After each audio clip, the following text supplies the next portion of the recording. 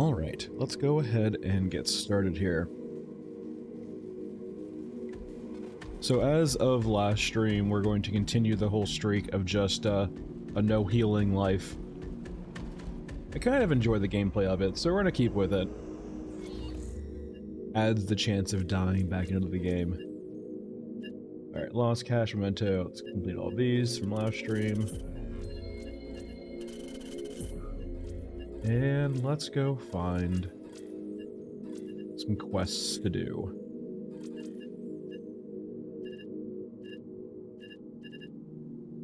Here, we can start with Frozen Swamp.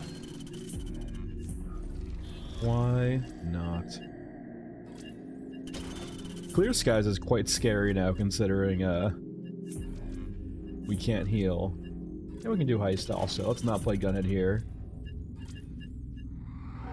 Gunhead has issues right now with ADSing and picking stuff up, so he's not the best character to pick stuff up with.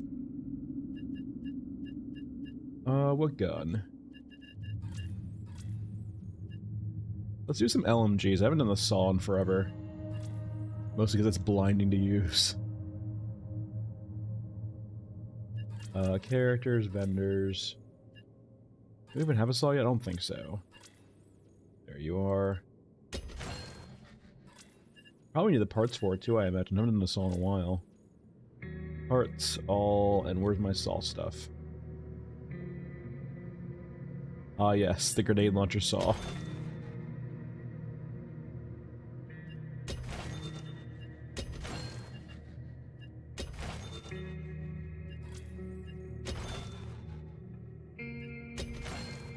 Let's turn our saw into Abomination. Where are you? LMG, saw. Big old magazine. It's so weird too how the bigger magazine has more ammo. Or sorry, the smaller magazine has more ammo.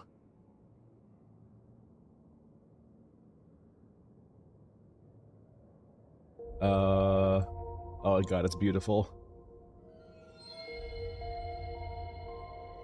There we go.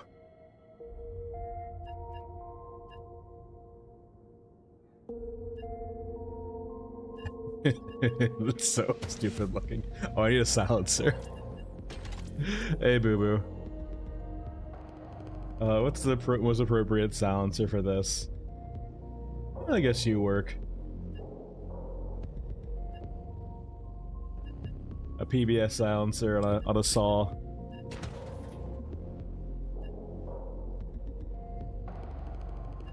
Alright, plenty of ammo. No meds. Do we want to jump at all? Probably not. Yeah, not on Swamp. And we need to do... we need to get drills though, because we get kind of bad lucked by the radio jammer.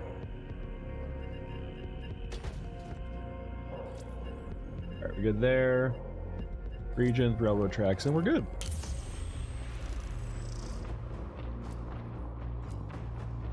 I will say though, despite how cursed the saw is, I do find it a more appropriate silhouette or rendition of the saw than just like a modern saw. It looks more dystopian than the bog standard saw, except for the magazine. I hate the surface. It's so silly. I also too like we have the handguard or the upper handguard there in the very front that we just don't use currently. I mean naturally because it doesn't have animations for it, right? But it is just fucking funny. Hey Duffs. It looks so good.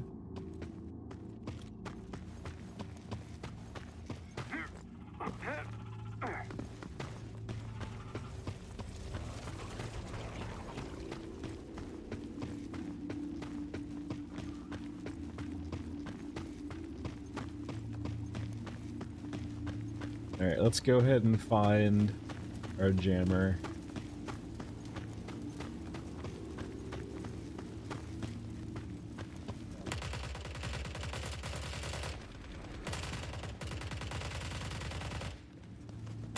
Hey, Hushinat.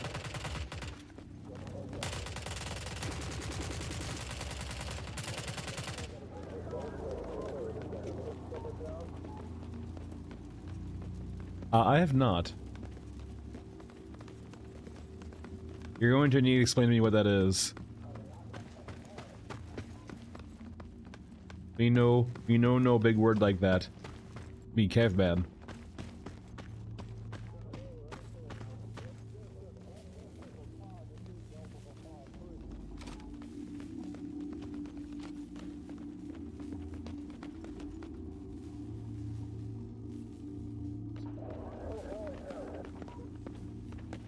No.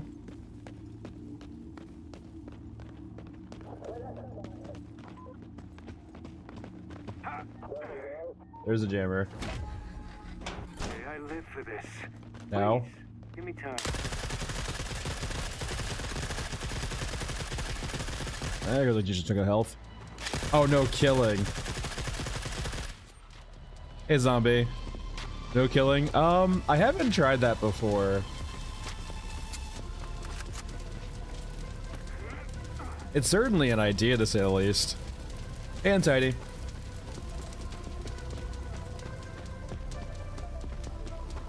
Like, I'm trying to think of, like, the logistics of making that happen. You could probably do Scav Girl. Like, the main, like, you could definitely do it, but it means if you ever aggro cyborgs, you're, instantly dead, unless you're, like, Scav Girl. I think Scav Girl is one... Maybe max rank Shaman can too, but, like... Scav Girl is one of the few characters who can actually survive or run away from cyborgs. I guess you could take Pneumatic Jump on other characters, because that will fuck them up a bit with their pathing. But that kind of feels like a bit tongue-in-cheek or a little bit like exploity.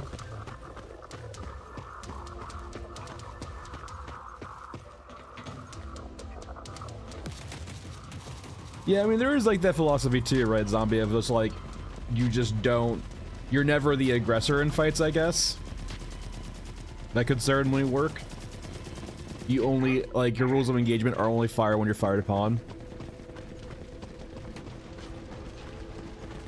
Hey, John.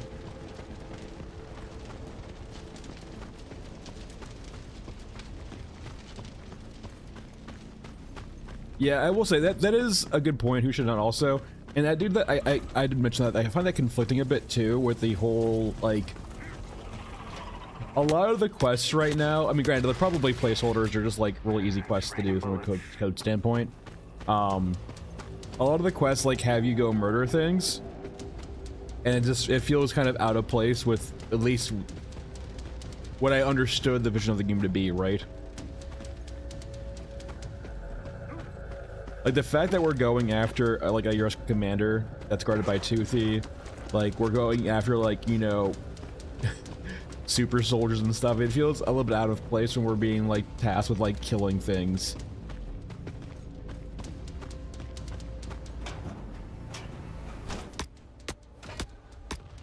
Hey, watch my back, man.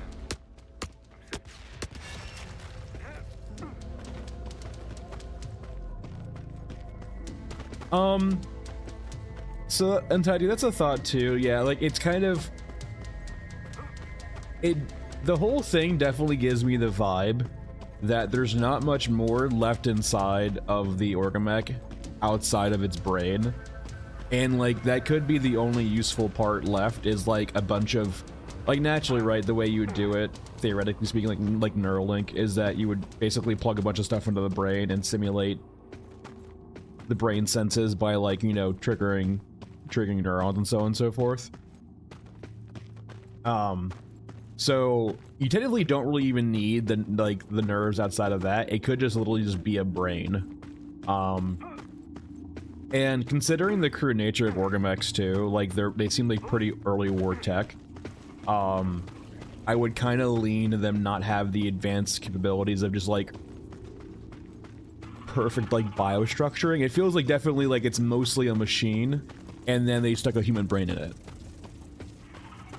And there might be some more fleshy bits inside too, but like he does mention in his talk that he doesn't have a pulse or blood anymore. And here's the thing too, actually, I will say there's also even the crazier theory too with the embedded memory net that there's not even a brain in there anymore. It could have been just like they uploaded the consciousness of the person. So a different way you can kind of view the whole... I didn't want to go into it in the video because it gets real deep real quickly, and it would take up like fucking 20 minutes of me explaining the whole... Like, not 20 minutes, but it'd be a substantial part of the video to go into this. And so I kind of leaned away from it. There is kind of like an idea or thought process with... Drones, no! Let me get out of here before the drones murder me. There is this kind of whole thought process, right, too, where considering Lordos was grown in a bioslump to be harvested, who said the harvesting stopped there? So he was taken to, according to him, he was taken to vocational school, like, you know, they went through this rigorous process, got trained, only 7 survived, went back, and then they eventually went out to go deal with a, big threat that's kind of alluded to be the grabber. It's not said the grabber, but like they allude it to be the grabber, and they die during that process, or they get basically mortally wounded during that process. But who is to say that like that whole chain of events wasn't almost orchestrated, right? To basically kind of like you're being harvested for, you know, your experiences almost to some extent. You're almost training a human to get into a state where you want it to be. And they weren't really concerned about necessarily, they weren't concerned about recovering. Like, what if they never actually recovered, for example, his body from the grabber, but the entire process along the way was recorded and analyzed and just stored as data? And eventually when, you know, their training was complete, they got killed by the grabber. They were, oh god, I didn't bring a flashlight. Oh god, I didn't bring a flashlight. They basically uploaded that into an Orgamech shell, right? Like, and the Orgamech doesn't know this, right? Because it can't see or feel its body anymore, but it's almost like they faked... Oh, I really can't. Oh my god, I'm really so fucking lost right now. Oh no. I can't see. Where's the light? Shit. Fuck. No. Oh god. I forgot a flashlight. Let me out of here. Let me out of here. No. Where's the light? Okay, calm down. Okay, let's listen. I'm against the wall. I'm back strafing.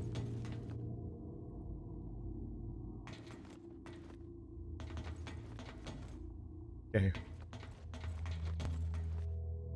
Where am I that I can't... Oh, yeah. Oh, okay, I can see again. Oh, honestly, zombie very smart. Yeah, that would have worked pretty well. The saw with the blinding, very smart zombie. You're smarter than I am. No, okay, so going back to the theory, right? So there's like this whole theory, right? Or like, oh no. Anything behind me? I don't think so.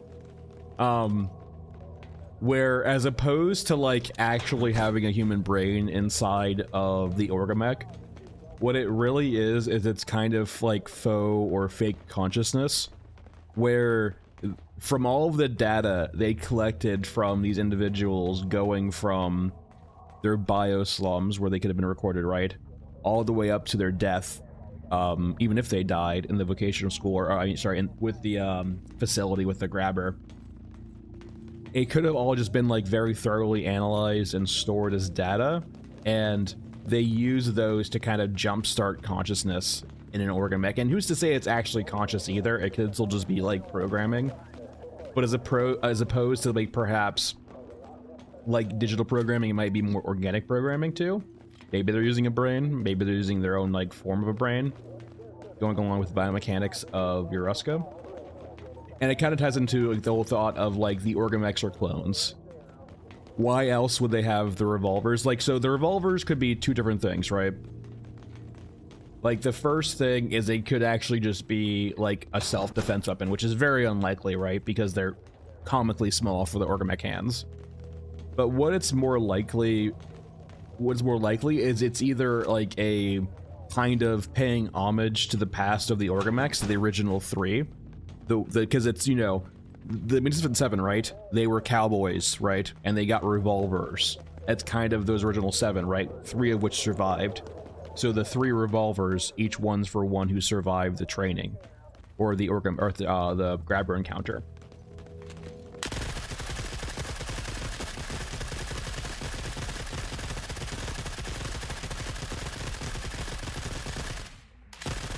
So it could just be paying homage to them,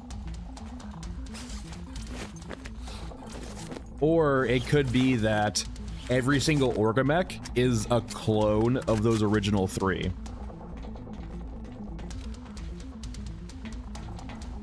And that could be a reason, for example, too, why we don't see Orgamechs in big squads, is because they don't ever want to cause that disassociation of, you know, the Orgamechs talking, realizing they have the same memories. And it could be true too that like the Lordos that we currently have in the underground could be the original Lordos. Could be the original template for all of them, right? Like his story could be true. It's just everyone's a copy of him after that.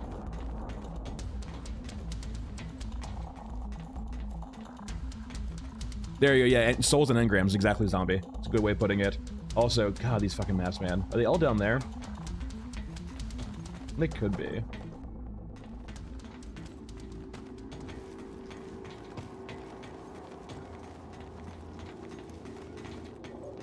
And it would be interesting too, right? For example, if say like the Orgamech we see right now is the engram of Lordos, and we might find other ones in the future.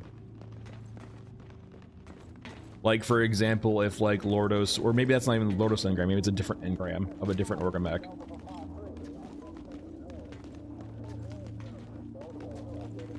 Jack, right now, I mean, naturally, the Orgamech, right? Because it doesn't die. It cannot die.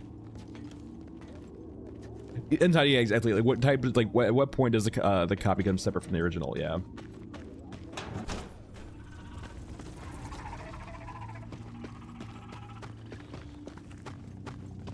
To preface it to, I don't really, I have a sin commit to say about, like, I don't really watch or, like, follow anime or like, mangas, that's manga, right? At all, so, like, I generally won't ever be able to reference those source materials at all in my videos, because I'm just totally ignorant of them. And don't have the time or means of getting into them right now. But someone was, I think, did say in the comments about, like, it being very familiar, or, like, the Orgamech does remind them from a few things of Ghost in the Shell. And I kind of, from my, like, very peripheral knowledge of Ghost in the Shell, it does maybe align with how the Orgamechs are a little bit. In regards, yeah, like, the soul in the machine, or, like, you know, the end, like, the original and the copies in consciousness. Also, how have I not found any of these yet? Are they all in dark spots? Am I just blind? They could also all be in dark spots. That is a very big possibility here.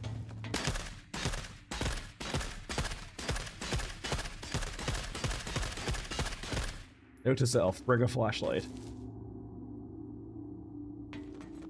The fact that I haven't been able to find one yet, or bring attack him, I guess.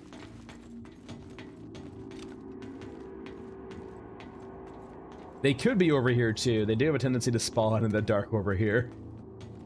It's so dark. Let me try the Saw method of seeing. Okay, it's not there.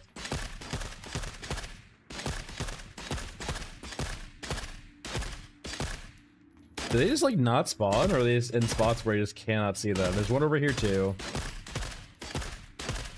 I don't see it over here.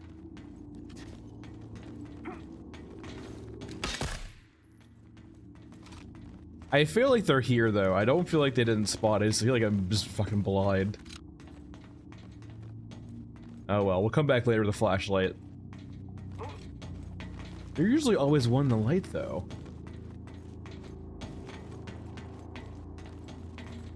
Oh well. Let me go tag the cargo for the scavs.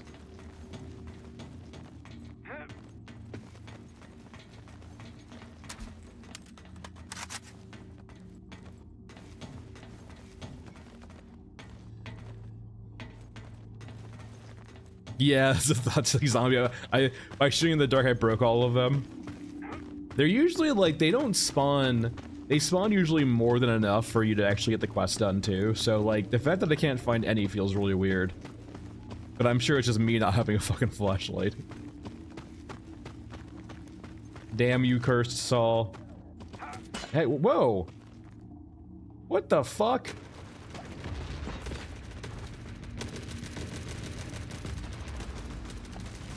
Freaking stray bullets, man.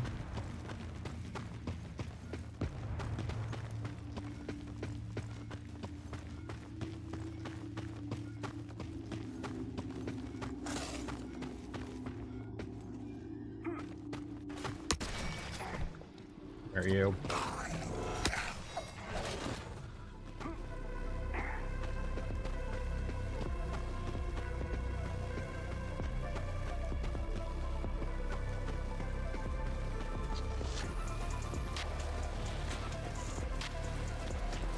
Let's not mess with them.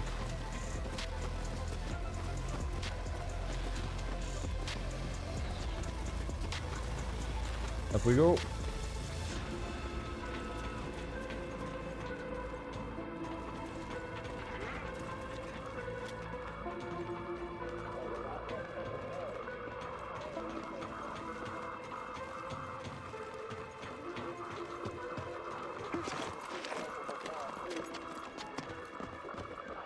That's done.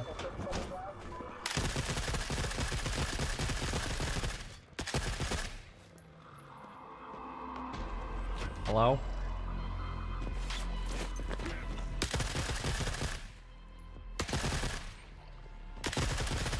We're good there.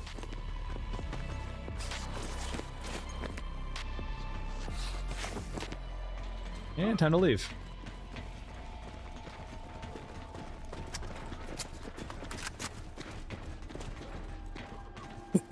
I try to make my cow theory the reality, yeah.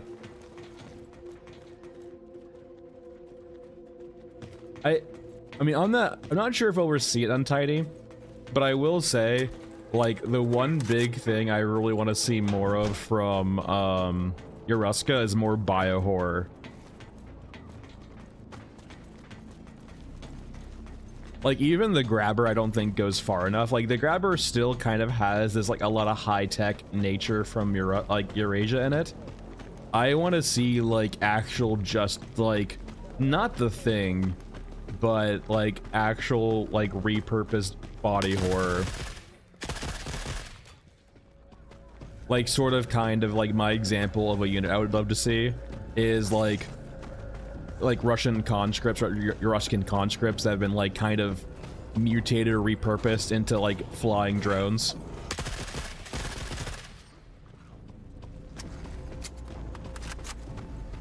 It might be outside the scope of like where they want to take Yoruska, but I do feel like Yoruska currently at the time with their special units just blends really a lot into Eurasia. Hey, Miguel. Not even like a flesh gold, like not even body horror like that, but sort of like, I hope you bastards at home. like I want it to be logical body horror, right? Like not just body horror for the sake of body horror, but like repurposed biology to suit their needs.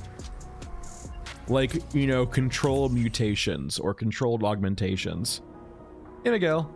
Not much has changed. If you had issues like in the December patch, they fixed the AI issue or the aggro issue in a hotfix early January, but that's been good. Just, you know, skating along. They've been kind of radio silent. Yeah, they've been very radio silent recently, right? So, like, they're probably just at work. There's not really much to share. Which is perfectly fine, right? Like, I'm sure it would be exhausting to constantly have to keep us like up to date every week or every 2 weeks when there's not much coming for a while. When you're like 2 or 3 months out from a patch, right? Is there much point in doing like Q&A work before then? Updates here and there would be nice, but like it's understandable why it's kind of like radio silent right now. No, we haven't seen really any changes to weapons at all. If you haven't played it a long while, like back between the October and December patch, they did do a few things where they rebalanced the headshot damage. So, for example, while the Scar does not do more like regular damage than any like other 200 damage weapon like the Spectre, it does do a lot more headshot damage. So like, well, it can't be silenced. It still has the silencing issue the Scar does. It's really nice because you can just destroy heads with it. Alright, can you use a flashlight on this thing? Let me find out. There is.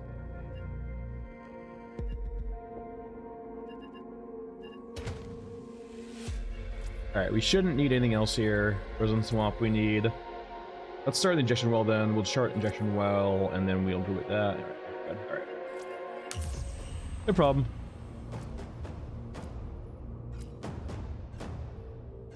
Yeah, like that, like untidy. Some stuff like that, more likely, yeah. Like, for example, if they almost like, yeah, like, what's it called? Spider humans and stuff like that, they augmented, like, the biology of, say, for example, they replaced, like, the hands, or they, I don't want to say, oh god, cursed thought. They replaced, like, the hands, or mutated the hands of, like, some melee troopers to be claws, or, like, you know, other things like that. Or, for example, like, giving... Like, they can't maybe, for example, make wings, perhaps, but, like... Or even like that. Think about... Hey, Treadbull. Imagine, for example, their goal was to make, like, a flightless... Or, sorry, a human that could fly. And so, with that purpose in mind, they augmented the humans to be lighter. They maybe, for example, give them brittle bones or hollow bones, and then, like, gave them... And even in their pursuit, right, they still couldn't find a way to do it with natural wings. And so you might see, like, the melding of biomechanics there, where they modified the humans to actually be lighter and flyable, and maybe took away the legs and stuff.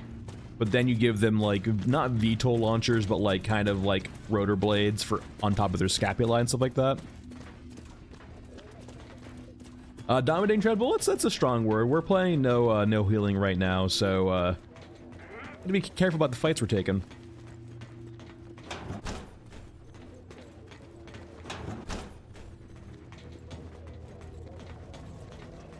It still exists, the Great. It just requires the guns to be in a very rare state. So, enemies still drop guns in either two states, destroyed or disabled. And only the ones that are disabled you can actually repair. It's just that, like, it's a 1 or 2%, it's very small percent chance of guns dropping in that state. So it seems like it never happens. And I do, like, I like the idea of crafting more guns in the future. I do kind of get this reoccurring theme that it feels like a lot of the guns right now are just placeholders. And we'll see more bespoke guns or different guns in the future, hopefully. Like, right now, the guns in this game currently are just, like, clearly from an asset pack. And there's nothing wrong with that, but it does feel very placeholdery for now. Like, we should be seeing, hopefully, bespoke guns in the future. And where I'm going with this is basically, there's no weapon crafting in the game currently, and perhaps in the future when we actually have the guns they intend to be in the game, we might see, like, things like disabled guns or just picking up guns, or, you know, even crafting them back in your innards. So say, for example, the destroyed guns you find in Raid, maybe you can scrap them for parts in the innards.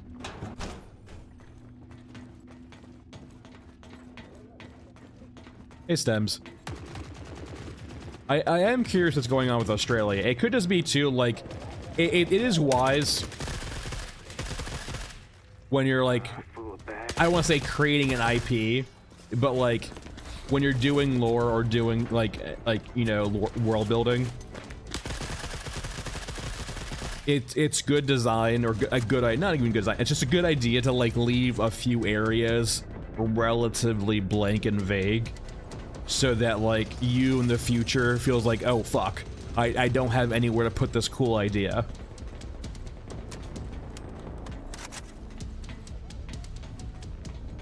So Australia could just be like just exactly that, as like it's this area off the map right now that's just used as a way of, if they ever want to add anything into the game, they have a means of doing it.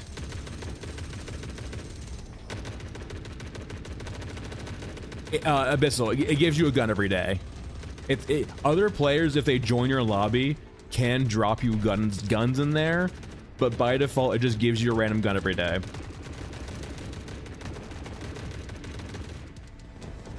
So, for example, if you want to do trading, like that is one way you can do it. You can drop guns in your donation box, and other people can pick them up.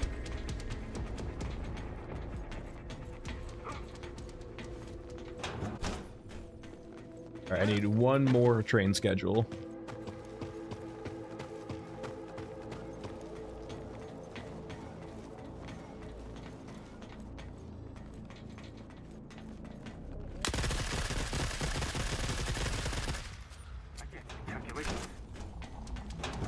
One other theory too is just that like Australia is just like they're just living the Mad Max life.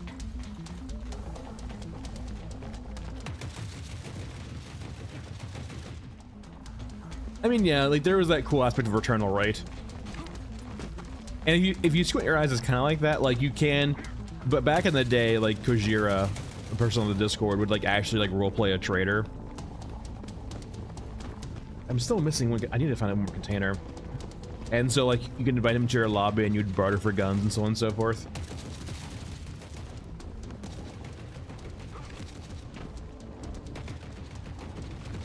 Thanks, you, sir. Appreciate it.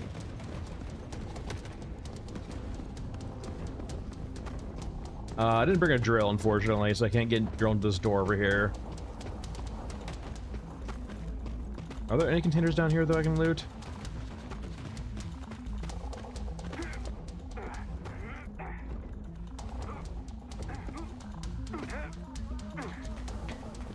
What I need, though. Let me... Huh?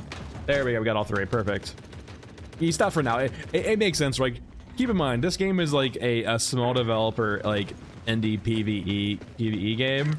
Like, yeah, it's gonna have lulls, and, like, you should take breaks when you need to. There's a reason why I only stream, like, you know, 3 to 4 hours a day, 3 times a week, so I don't get burnt out. Because, yeah, like, this is, like, you shouldn't feel beholden to, like, no life this game, right? Because it's supposed to be small in scope, at least currently, too, right?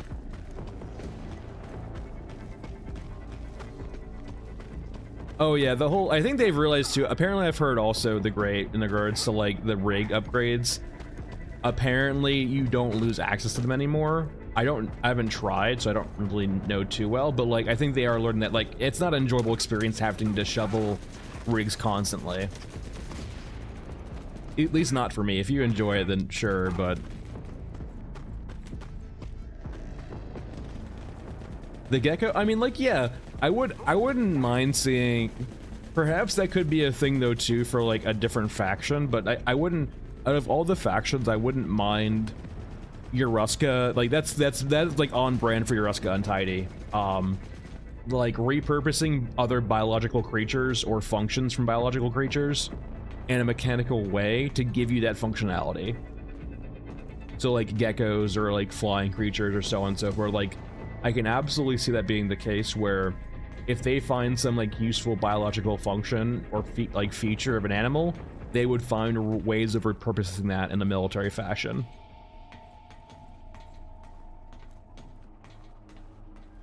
Jeff, yeah, it's an interesting idea, right? Where, like, yeah, Australia's just overtaken by mutated creatures. Cyber emus. They're back to win the third war.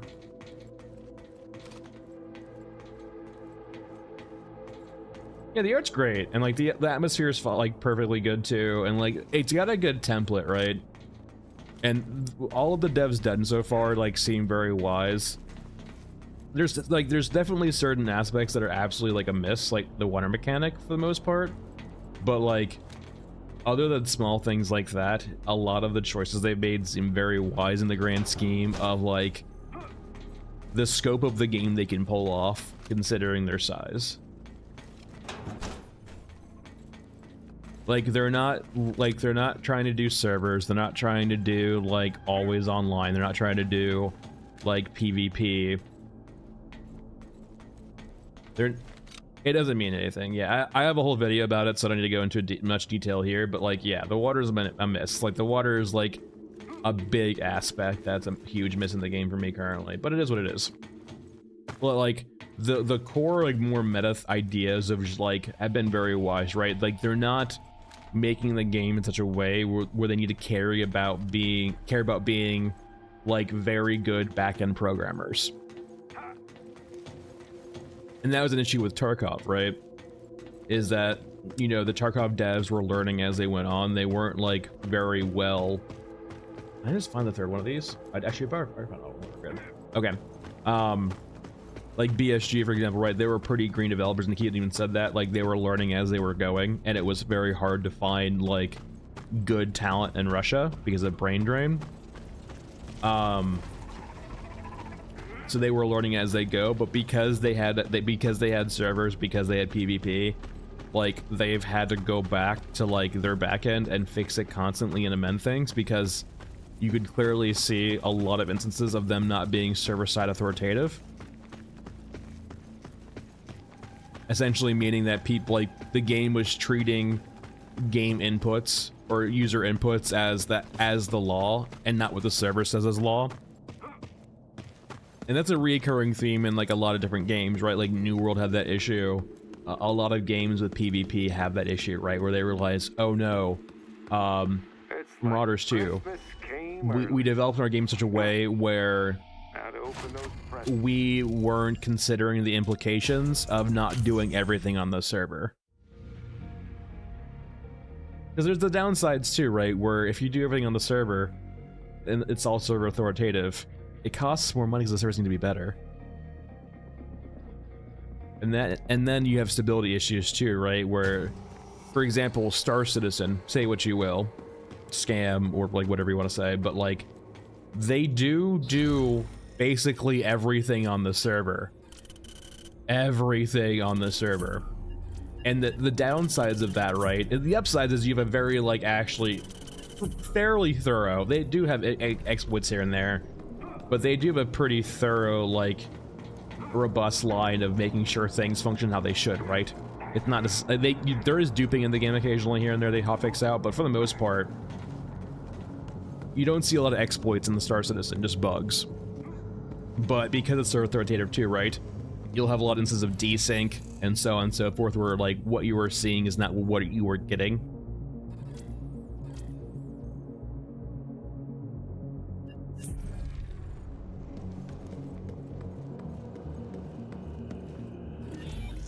Wait, I think Dyer, wrong term. I think you're saying Starfield?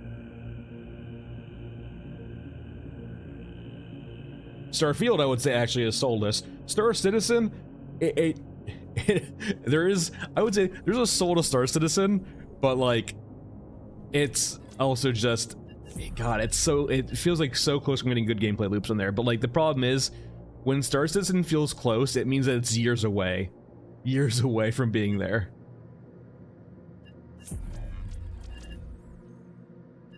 Yeah, don't worry. No, I agree with you. Starfield, absolutely. That's such a like a succinct way of putting it. Starfield felt soulless. There was like, you can, and that's the difference, right? Like between a game like this and a game like Starfield. Sure, Starfield had a lot of, I don't want to say polish, but Starfield had like a lot of like things to do, or it had very like, I mean, decently thought out gameplay loops here and there, right? There was a game there. Here, it's much more of a shell of a game, but like you can actually feel the soul behind it way more, and like it feels much more like there's actually like some passion behind it as opposed to Starfield.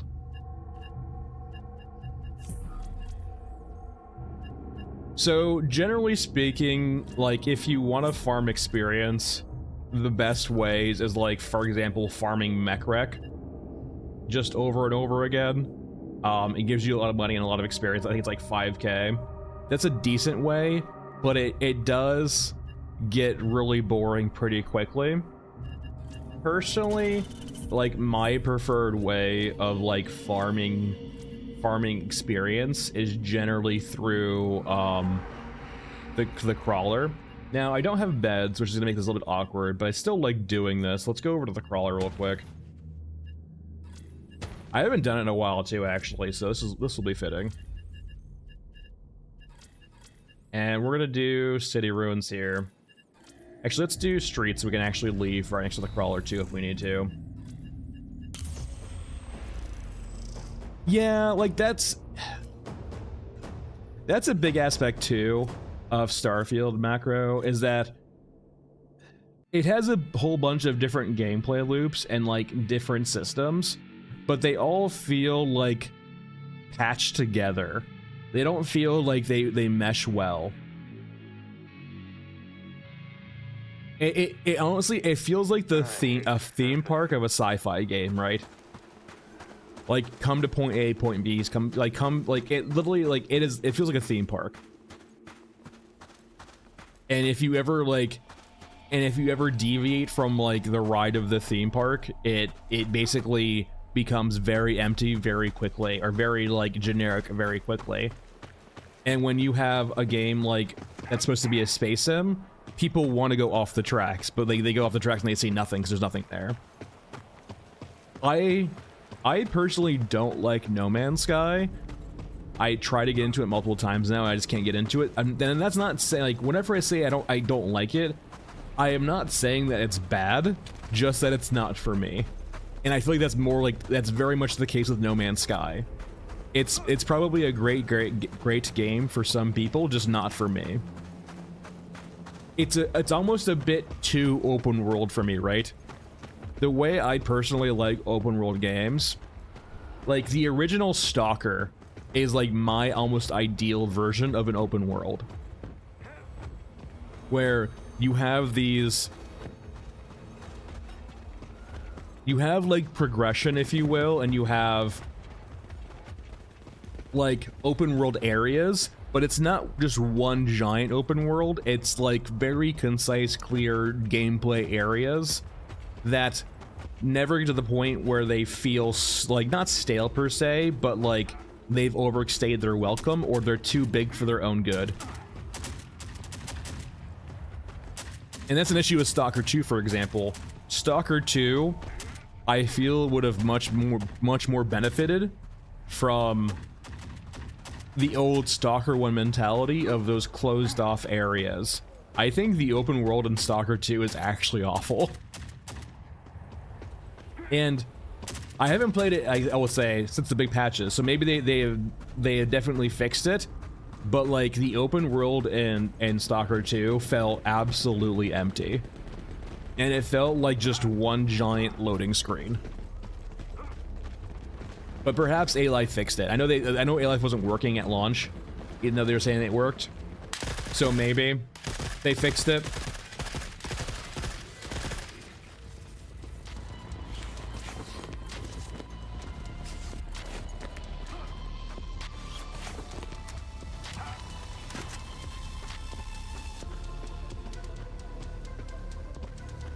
I don't even think it's that dumbed down, right? Like it's certainly a bit dumbed down from like, oh, I don't think it's that dumbed down from Stalker 1.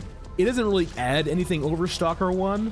So like if you were looking for progression, like from Stalker 1 to Stalker 2 in regards to like gameplay mechanics, it's not really there. I agree with that, but I just think that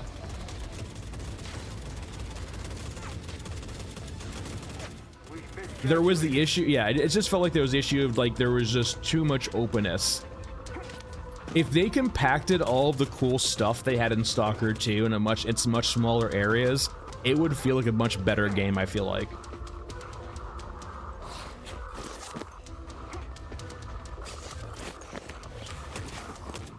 Yeah, that's what I felt like too. They didn't fix it, yeah, I wouldn't be surprised.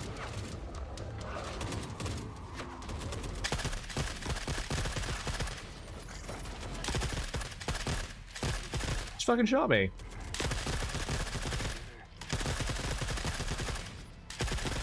All right.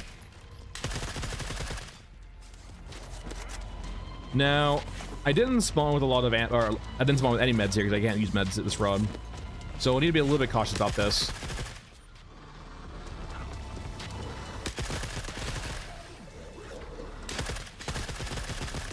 Also, there is the downside here.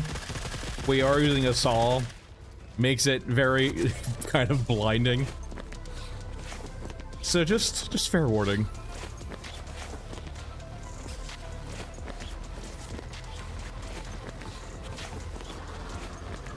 I played Sniper Elite. I played one of Sniper Elite forever ago.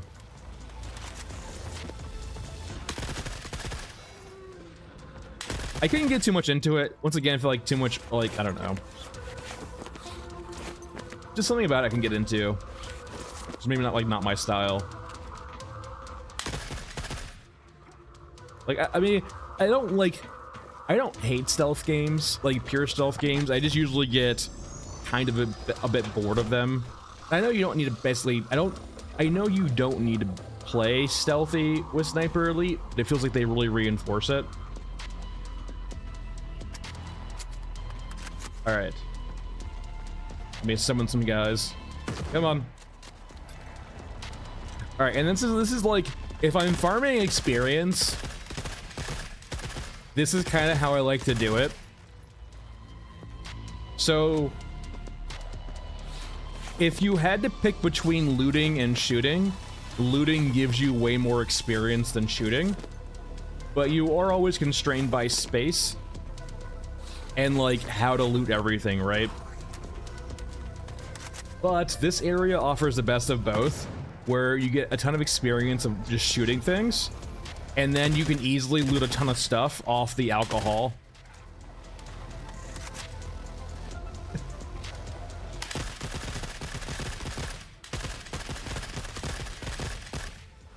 And like, here's the weird thing too, actually. It could just be that games just like half measure their stealth a bit too much. Because, yeah, because like, for example, I was mentioning that example, like, what in a game like Thief, for example, the original Thief, I would say, like the Thief back in the day, not like the newer Thief.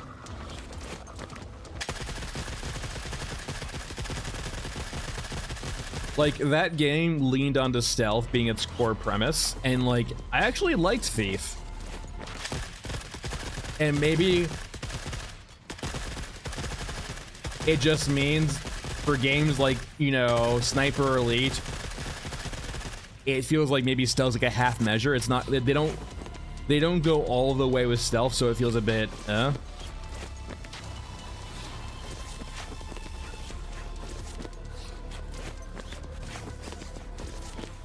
Typically, Goon, as long as you're selling to that vendor, they'll make amends.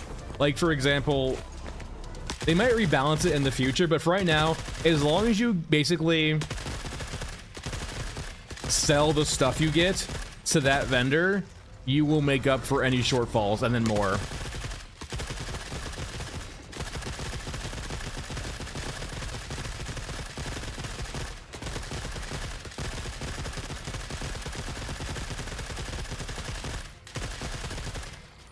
Stupid EODs.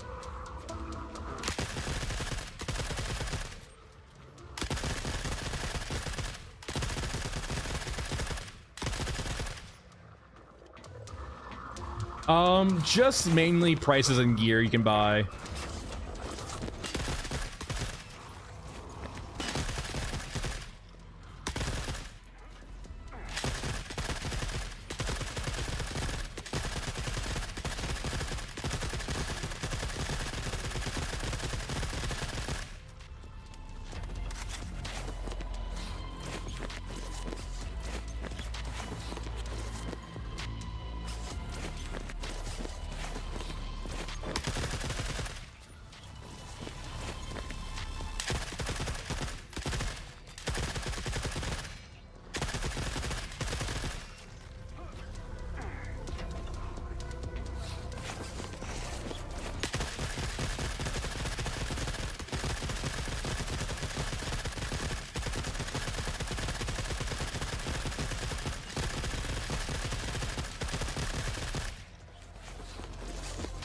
good there. Should be getting full soon. Not already.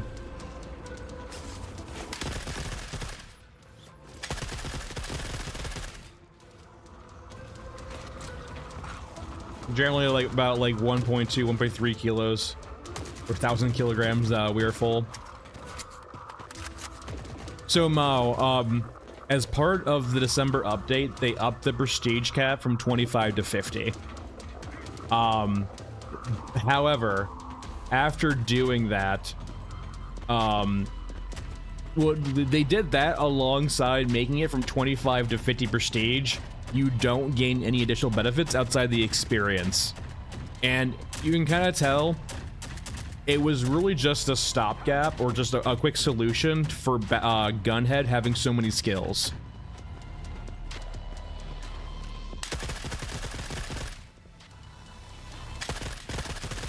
So essentially, like from 25 to 50, it's just a way of making sure people who are grinding Gunhead have the ability to unlock all of the skills eventually if they'd like to.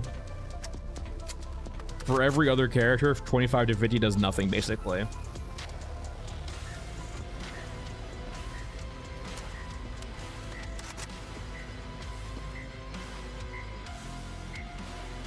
Not really, no. At least not currently. That could change in the future. I don't think the current system right now of the character experience and stuff like that is here to stay. So I wouldn't personally grind it, but you certainly can. But no, I think it was just a means for Gunhead, really. If they add more skills to the characters, it could be necessary after that, but...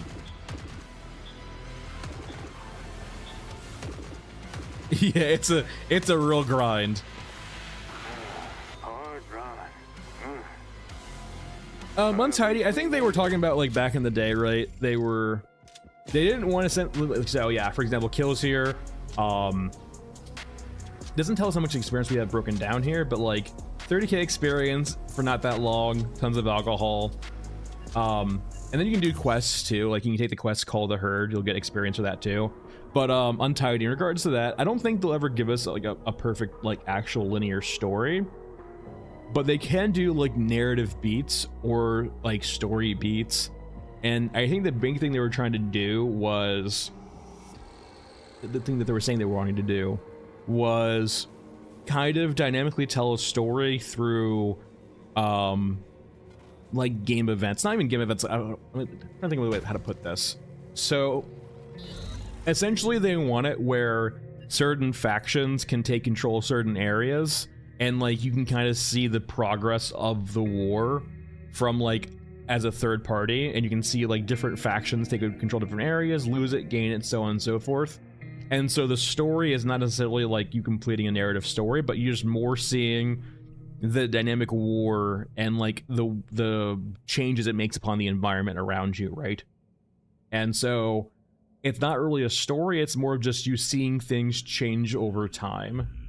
And I mentioned this in one of my posts too, but like there's neat, or in my video, there's neat ways of like utilizing that and the progression of time in the game to like not necessarily have a story, but have like a conclusion for a run.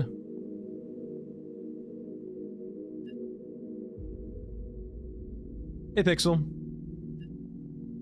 Oh, Austrian, I definitely think they can like expand the IP in that regard, but in regards to this game specifically, I don't think they'd ever do that. But like, yeah, comic books or other media sources, so on and so forth. I think they have definitely seen from the community that there's definitely a want for like additional media of the franchise or the IP outside of just a game. Like there is the art book too in there, and like keep in mind too, the best way if you want to see that is to support them, because studios don't go from being very small to very big very quickly. Like for example, Blizzard started out very small with like Warcraft, and then like over time Blizzard got really big, and sure you can say they got too big for their own good, but that is the process of growth for a game company, right? Or just any company, really, right? You start out with small, you do your thing well, and then you expand from there. And generally speaking, I don't want to say like one philosophy is better than the other, but it does seem that not necessarily slower is better with game studios, but like letting them get their legs under them and like letting them like hit their stride is very important. There is definitely going too fast too quickly, because like you can go fast in regards to making businesses. It's just that it's very, when you go really fast with making a business, game studio or not, if you expand too quickly, you can run into issues you didn't see coming and just basically destroy yourself along the way. But by going slow, if you trip, you can catch yourself. If you go really fast, you're more likely to fall.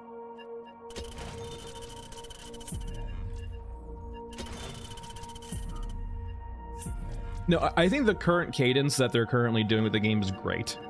My personal opinion is that from an EA game, I expect about one content patch every quarter. Some studios miss that entirely. Some studios beat that. It's very rare that studios beat or meet that. So when I see like once a quarter, I'm very happy. And they're kind of beating that pace. They've done a content patch every month and a half or 2 months now. We'll see if that's sustainable. This might be the first month or the first period where they don't do that. But I think it might be in service of something better. Because despite how like nice the 2 content matches we've had so far are, they have been kind of small though. Like they're big enough, Blood Panda, like you said, they're big enough. They actually feel like they're adding something to the game, but in the grand scheme of things, they're small. They're not adding like whole new game mechanics. They're not adding new units, not reworking guns here and there. But it feels like maybe this Q1 patch with the new respawn system for enemies might be the actual first like major content patch for the game.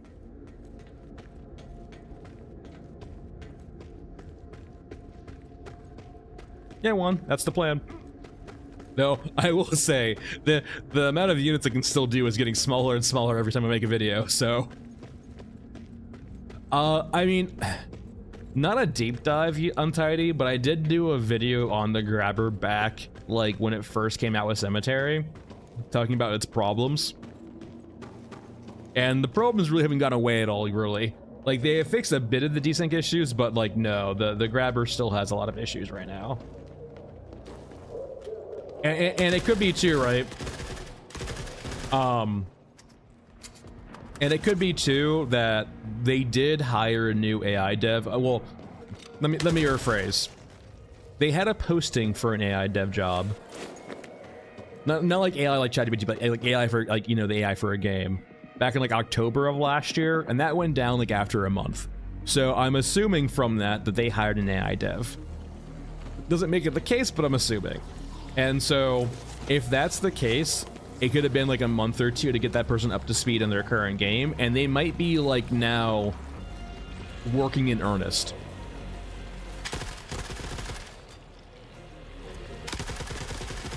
And it could be also why we're not seeing updates at all, is they maybe not know the exact scope of how long that might take to rework the AI a bit here and there.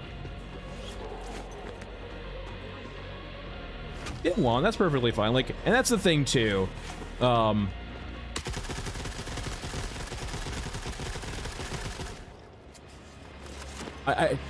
whole PvE offline aspect really allows you to like have a lot of bespoke kind of difficulty settings, or not difficulty settings, but like you can,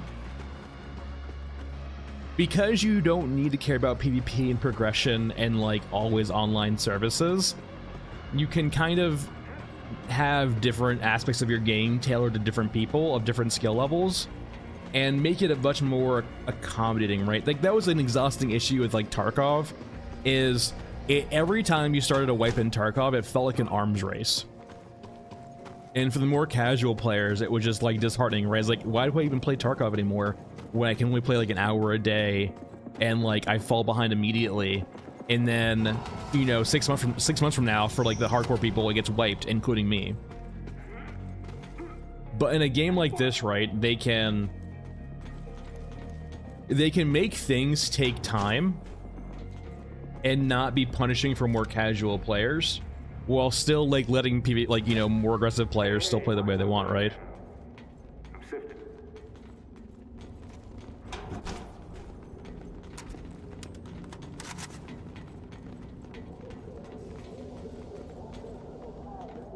Yeah, I think Daniel Fur's like, I think first starting out with a solid solo experience and then tailor, well, they have mentioned, right, that how they have to make sure when they're developing certain aspects of the game, they can accommodate 4 different people being in different areas and the game work fine.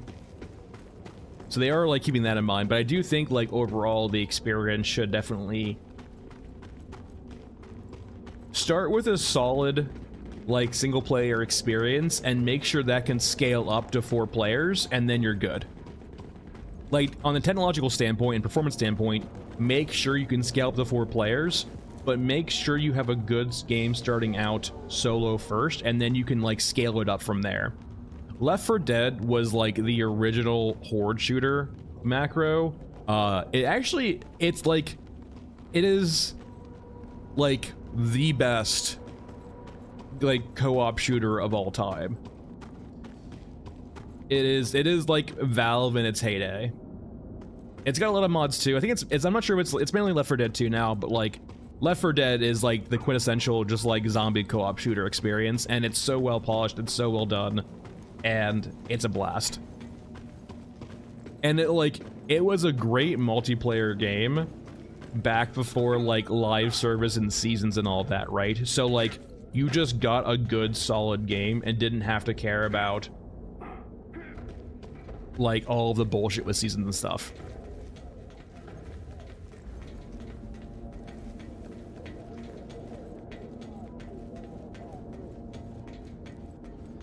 That's a good point too, Blood, in regards to like, and I do feel like that's a big thing for them too, right? Is they want to make you feel like a spectator as opposed to like a combatant.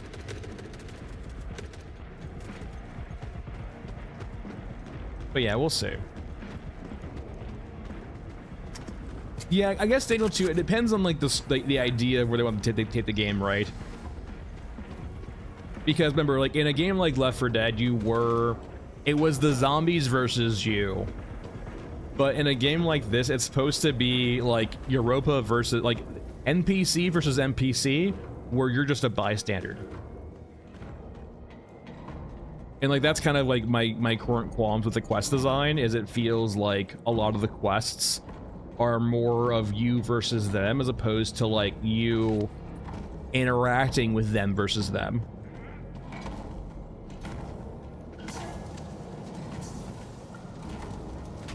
Yeah, Blood Panda, exactly. Oh god, just don't mention Subcom. I need someone. I need someone to go purchase the IP back from Square Enix. Please. Free the IP. Please.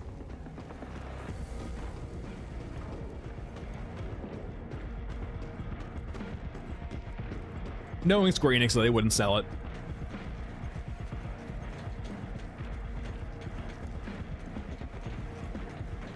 Not even that, they just need to like restore the actual vision about the game again. They took some cool, very grand style RTS and then watered it down to be just a boring fucking RTS.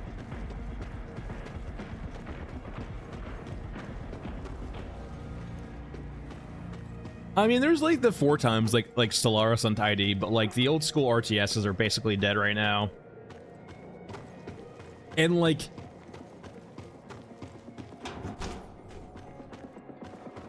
I do think it's due for a revival. I haven't...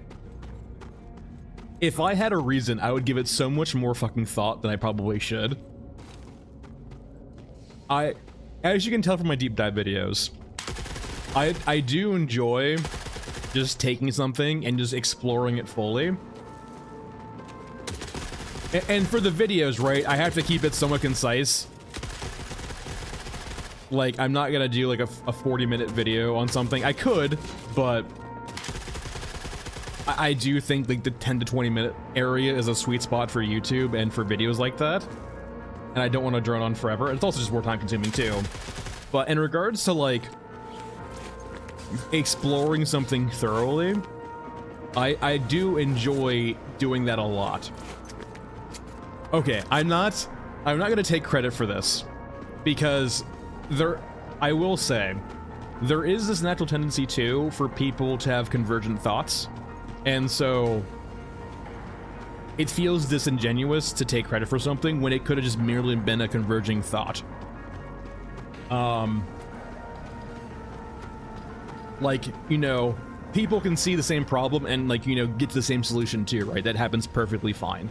But I will say, if it is that case, I want to say at least I was there pretty early. So I basically worked volunteer Q&A for Dune Spice Wars. And I want to say, by volunteer Q&A, I basically was like on the Discord talking to devs and then working on the game with them. Like, not working, I don't want to say working on the game, that seems too far too. I was basically unpaid alpha beta tester, essentially is what it amounts to, right? But, and like, the one nice thing is that they did is that, like, because they were so small, their team was so small, like, we talked to the developers, right? We talked to the people making the game, and it was really nice. It was a really cool experience talking to them. Like, I really enjoyed having that just constant line to them, and it was great. But once again, I'm not taking credit for this. Like, convergent thoughts. The current mechanic in that game for assassinations, let's say, not taking credit, I don't want to say came up with, but like I fully fleshed out and like put on paper and just ranted about on the Discord with them. And I was like I basically took the concept of assassinations and like how do you make that engaging gameplay, and just went full crazy with it. And I basically highlighted what it currently kind of is right now. And I'm not saying it's good or bad either, because I haven't played the game forever, so I can't speak on it. But like I kind of highlighted it or went over it in that capacity way before it came out as that.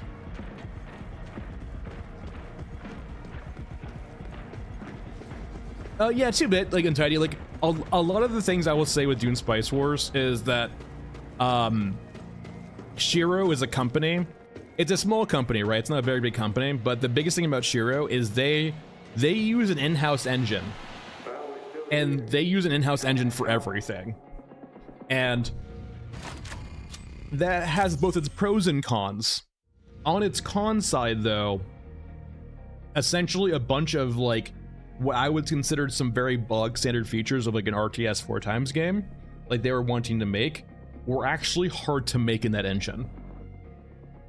So I don't want to say it's not their fault, but like, unfortunately, just the way how Shiro is structured, it kind of created a scenario where there was clear things that they might have explored gameplay-wise that they weren't easy to do in that engine.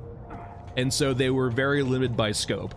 Like, for example, one big aspect of Dune Spice Wars that that was very requested was like bigger multiplayer games, right? They wanted like 8 players or so on. They wanted, you know, right now it's only 4 players, unless they change it. It's only still a max of 4 players in a game. People wanted like 8 players. They wanted basically bigger lobbies, and the engine just couldn't handle it. For 2 reasons. One, the map size. They were constrained map size on how big of a map they could make. And like, if they put everyone in the map, it would feel terrible for gameplay reasons.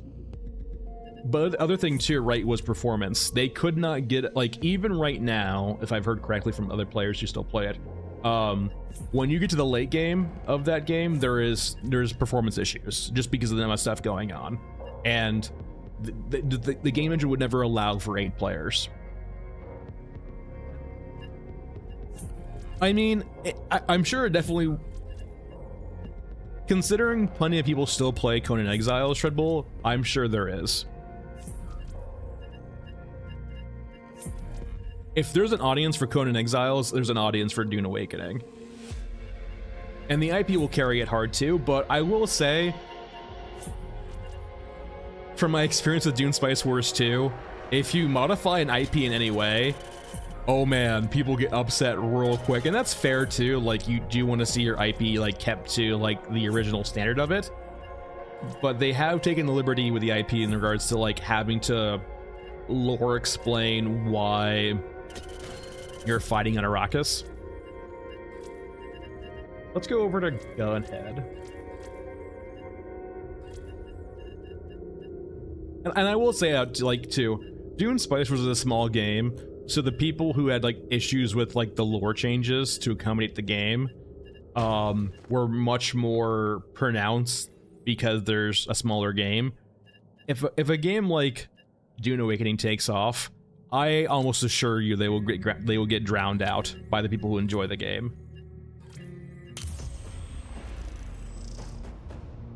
When you have like 50 people upset in like a 1,000-person game, they're much more if 50 people were like, you know, in like a 10,000-person game, right? They get drowned out easier. But I think there is, like, we'll see. I don't have, like, I personally have been burned by Funcom too many times, but I think it'll be fine.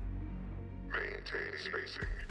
The sector ahead contains explosives. And that's usually how I approach games too nowadays, is I usually don't get hyped up on games. I expect to get burned, and so that way, if it actually turns out good, I'm pleasantly surprised. You know, I really thought about taking King of Kings, but I'm like, he never spawns. And here he is taunting me.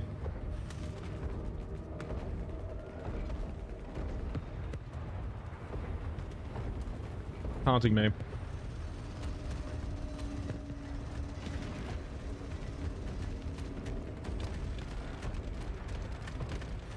Yeah, Blood, your point too, right? FPS games make more money. Like, when you're making an RTS in the current day, you kind of have to accept the fact that you're not going to sell a lot.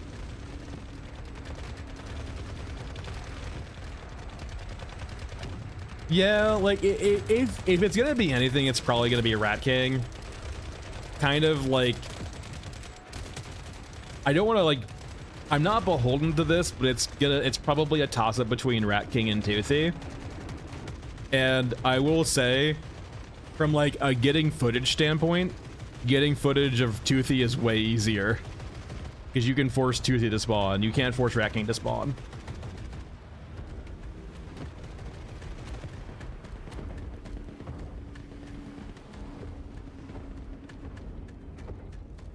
But no, like, going back to my whole point, like why I ranted about Dune for a bit, is if I had a good reason to, I would like genuinely love exploring how to not necessarily make RTSs fresh again, but how do you make gameplay sort of adjacent to RTSs that like might actually stand up in the modern day.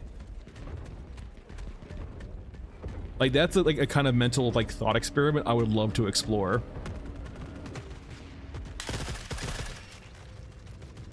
And it's kind of how like whole the assassination thing in Dune Spice Wars came up to me too, in the sense of back in the day, assassinations felt very like kind of hollow in Dune, considering it's all like a hallmark of Dune. So I decided one day to explore it completely.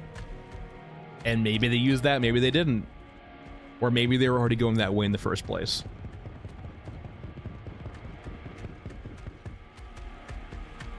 Yeah, I mean, like the first thought is going back to like RTS, the RTS FPS hybrids. That's kind of being explored right now from like a Bohemian Interactive subsidiary. What's it called? Please don't murder me. Hey, zombie. Like, what's that game? It starts with an S. Silica? I think it's called Silica. It's a very large scale like RTS FPS hybrid.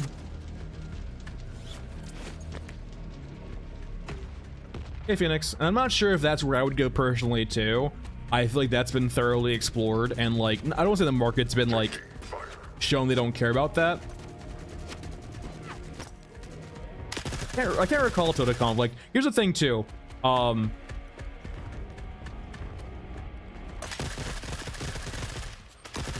gonna out myself here a bit. While I do engage in a lot of media, I tend. All right, so I DM D&D for my Saturday group, right? Like every Saturday, you'll never see me stream because I'm usually, you know, dungeon mastering my D&D group. We've been playing for years now. Quite a few of them engage in like third party, like they watch Critical Role, so on and so forth. And I'm not saying Critical Role is bad by any means, but like I always have this thing that it's just me, like a quirk for me personally, right? Where I personally feel like I stay away from like D&D media because I don't want the outside influence to affect me in any way. There is always this big thing in my head where I want my ideas to feel a bit bespoke to me, and I feel like if I felt like I was getting inspired by something else, which is there's nothing wrong with, but just it's a quirk with me, right? I feel like I don't want, say for example, if I watch Critical Role, right, I don't want the ideas from Critical Role affecting my D&D campaigns. It doesn't feel unique anymore to me. It feels just derivative.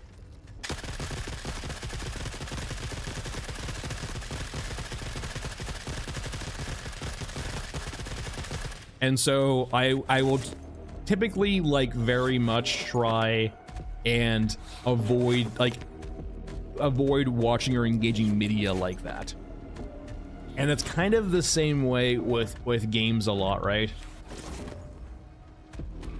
I wouldn't say that's exactly the same way with games. I play plenty of games, but I try not to get too much in the weirder genres. I don't know. So I haven't done Total Conflict. I haven't done a bunch of like.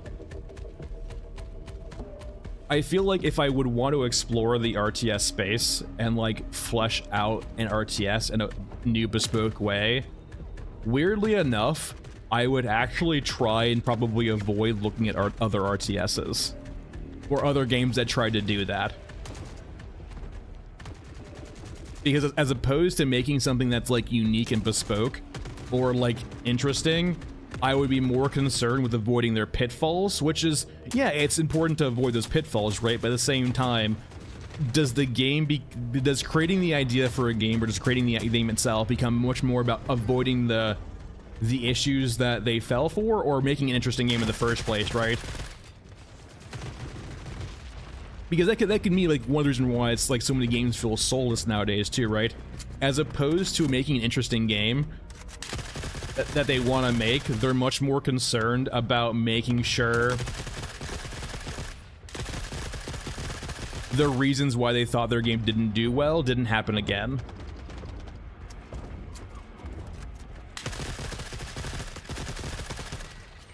This has all been like kind of a ranty weird experience, but like it's just like a weird thought process, right? Thanks, Tidy. Appreciate it. Also, snipers.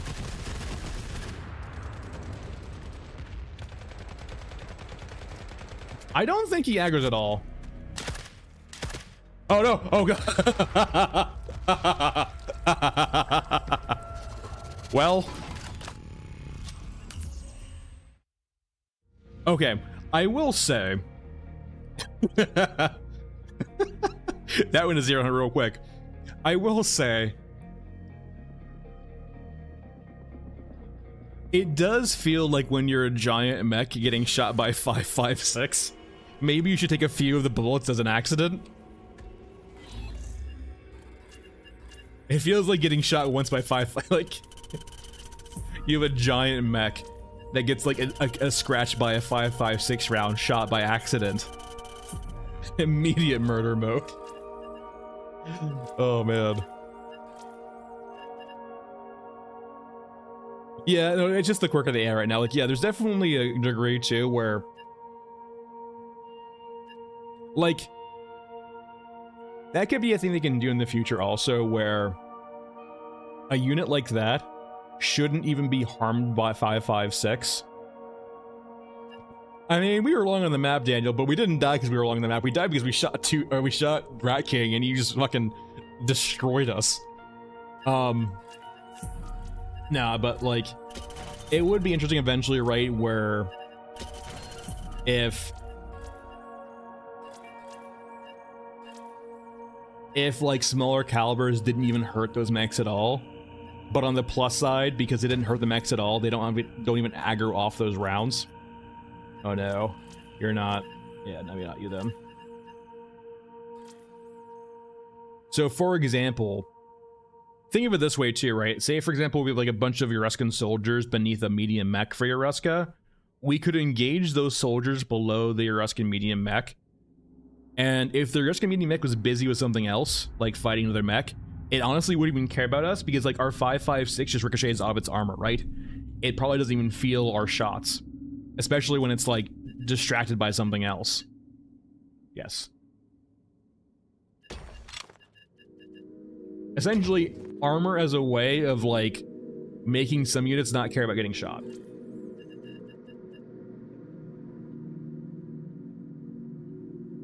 Club Penguin lore?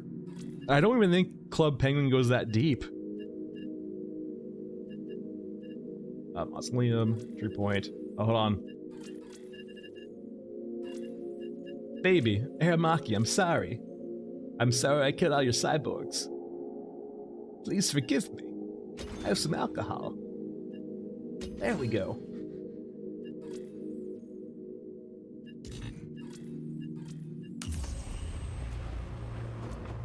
Yeah, Europa medium mechs are piloted. Europa doesn't really rely on AIs. Like Europa uses AIs, but they don't use them like fully. And they're usually pretty neutered too. Like if the Exo's AI controlled, it's a very neutered AI.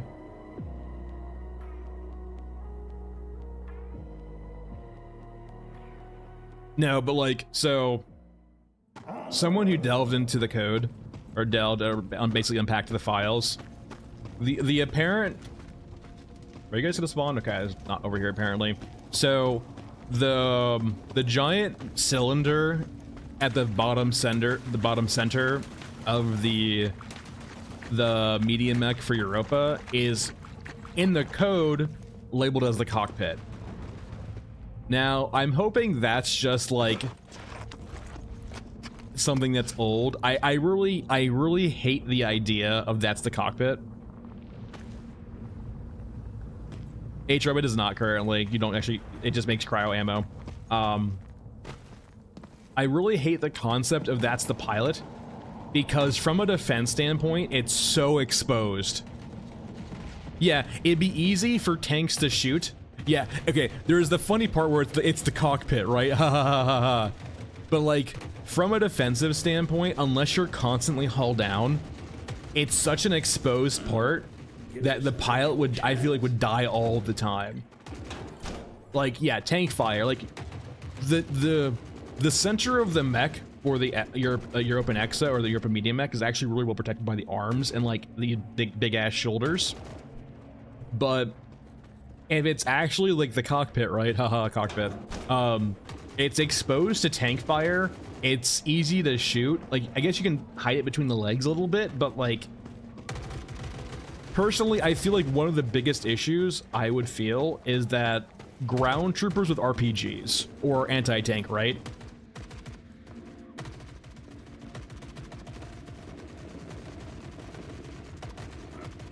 Like, I personally would not want my pilot to be exposed on the ground to like the most common enemy, right? The infantry. Like, sure, we don't see currently like issues of infantry anti-tank for now, but like, why would you want your pilot to be exposed to just an RPG, right? Like, maybe, sure, maybe like if it's entirely armor and there's like a very small spot for the actual pilot, sure, but nah, it doesn't feel like that.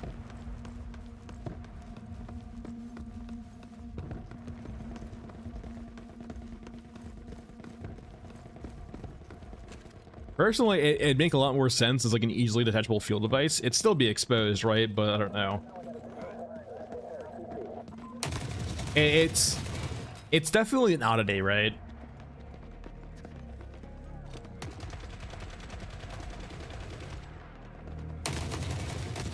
I will say, Bob, if I was to go into something like that, it's basically what I would do. Is I would do the whole cow thing, where I come up with some crackpot theories about something. It would definitely get the.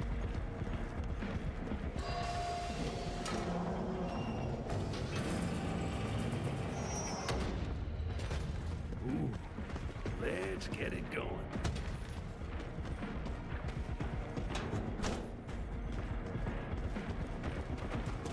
Sir?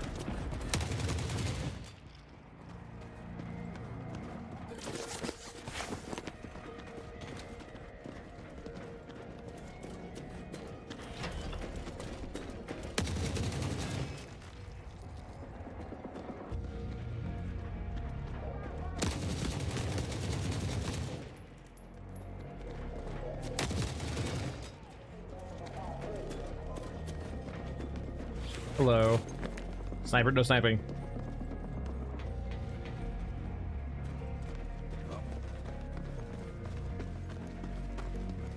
The stems, as you level or prestige up, you get 40 extra health per level, up to 25. So essentially, at max level stems, you essentially get 1,000 extra HP.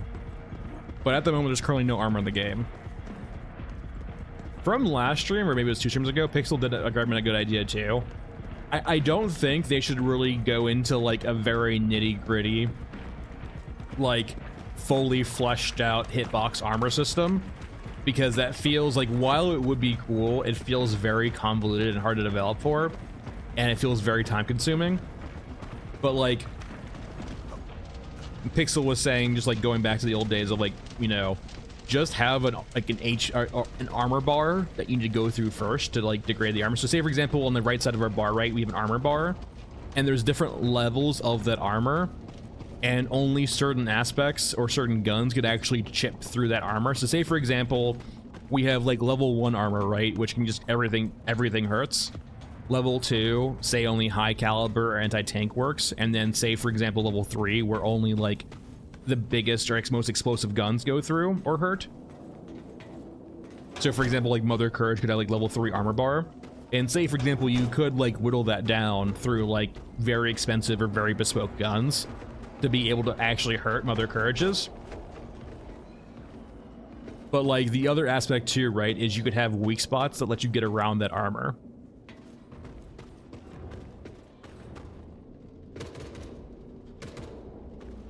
Yeah, exactly, zombie, just like that. Because like this is, while like you have the Milsim aspects of Tarkov, which is really cool, I'm much more concerned with having like an actual just like gameplay experience here. And I feel like melding this with almost like a more Destiny-like system would be very cool, and very like, in the grand scheme of things, much easier to do. Like the hitboxes of Tarkov are really fucking cool, but man, it must have been a pain in the fucking ass for so many different reasons. Whoa, whoa, H guys.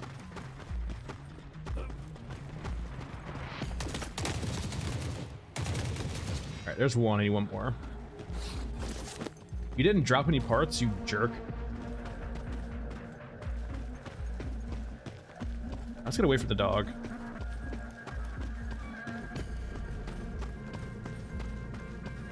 Yeah, I think the big thing too, Bloodpan, about it also is it allows you to like have a clear, like a very clear reward for abusing weak spots, right?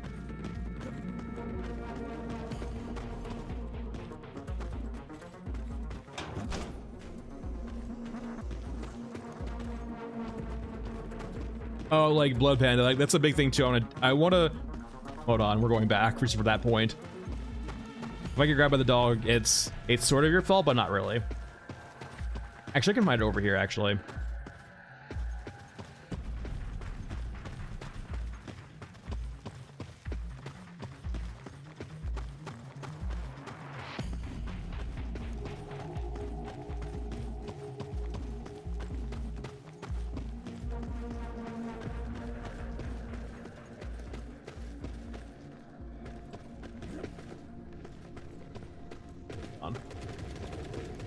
But no, yeah, like I would love, for example, let me Alright, they're going away. Like, yeah. What I want is like a giant saw or like a welder. I want to like, yeah, I want to come over here and scrap parts off of this. I would love to be able to, like, it's probably well outside the scope of the game and what it's supposed to be, but I would love to just like come here with like a bandsaw, not bandsaw, what's it called, like the circular saws you carry around, and just like start scrapping off parts here and there.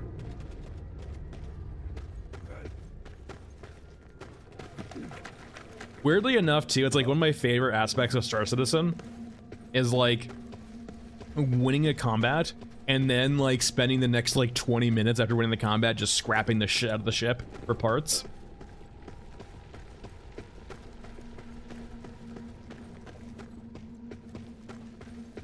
It is genuinely like one of my favorite things in Star Citizen. It's like my favorite gameplay loop.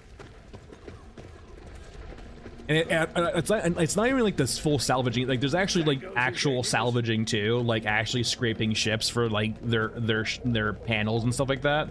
I don't feel safe here. I'm gonna leave. And like breaking the ship apart to actually loot it. But like I'm talking about just like stripping the. So in Star Citizen, there's different levels of like, you know, salvaging. There is. The most severe form is basically breaking it apart and like ripping apart the beams that create ships, and like that's the like the deepest level in Star Citizen is basically breaking apart the ship and then scrapping it. The next level above that, as opposed to breaking it apart, you actually like use like tools to scrape off the panels of the ship for components or recycled material components, which is pretty valuable but time consuming. And then there is like the third highest option, where you don't take the time to break it apart. Maybe you don't have the ship to break it apart. You don't scrape the ship for its panels, but you just go inside the ship and rip out the radio. And that's the level of scrapping or salvaging I enjoy, right? Going inside the ship and ripping out the radio, essentially. And actually, I don't mean the radio, right? I mean the guns, the engines, the you know, the components here and there. But I essentially mean just breaking open a car and ripping out the radio. For quick and easy profit.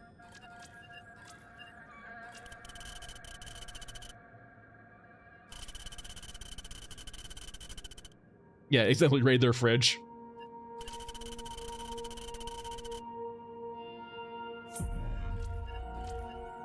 And something I like, it's a really cool concept too. Like, think of it this way. Now, I don't know if you guys like nature documentaries. I love nature documentaries. I love, like, you know, the BBC ones too. Planet Earth, you know, Blue Planet, so on and so forth. And if you've never seen the life cycle of a whale, it's so fucking neat. So, like, when they die and they float to, like, the deep abyss, it's essentially like a whole fucking big ass deal that's will sustain an area for a while. But when the whale actually like falls to the bottom of the ocean, there's like different levels of scavengers, right? Like you have the people who will just come there and eat, like, you know, the flesh, but then after a while, like, you know, the flesh is gone but the bones are still there. Like you have different levels of scavengers who will come in and find what they need off of that whale carcass. And then when they're done, they'll usually just leave, right? But eventually you get to the point where there's nothing left. Like the entire environments basically each in their niche have come through and salvaged everything off of the whale to the point where there's nothing left. And it's such a neat concept because you can apply it to things like, you know, scrapping or salvaging too in games. Right now it's not really fully fleshed out in Star Citizen. But like that's a neat process, right? Where first you start with like the combat from the ships, right? And then, you know, one of the ships dies, and they could just leave there, or say that, for example, they rip out the radio. But then the next level of scavengers come through, right? And say, for example, they don't have the ability to destroy the ship to take out all the parts, but they can scrape the panels off the ship, right? And then the carcass is left there. And now the next level of scavenger comes through that actually can consume the carcass itself until there's nothing left. Bagman, I feel like you're asking us to use painless right now, and I will say yes. Naturally, so like it depends on how you want to play Bagman. If you want to actually like not aggro everything, you still need to bring a silencer. But if you just want to have fun, just bring Painless in.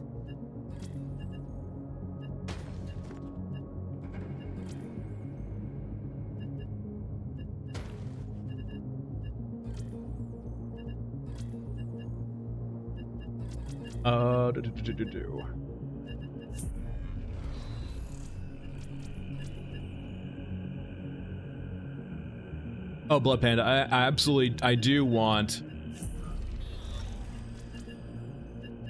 want more indoor areas for sure, Blood Panda. I really want like a whole underground complex beneath the bunker.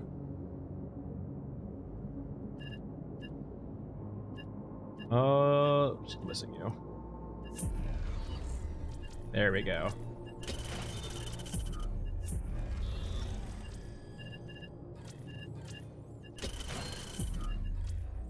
Mech trench, elevator, and we're good. Atro, it depends. The M60 is better, but you're always constrained by the ammo in 308. The Saw, if you don't have a lot of 308 ammo is nice because you have a lot of rounds. Silencer stems you need to buy off either Aramaki or Grillo.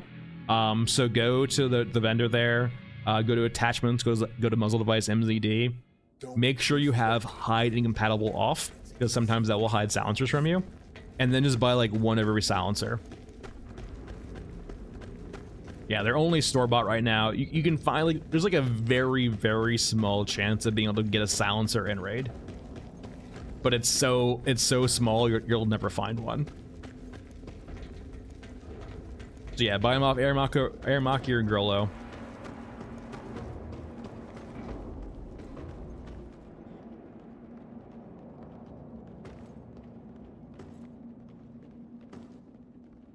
Maybe Bob. I know there are like organs here and there, right? Like we do have the one of the loot items is smuggled organs.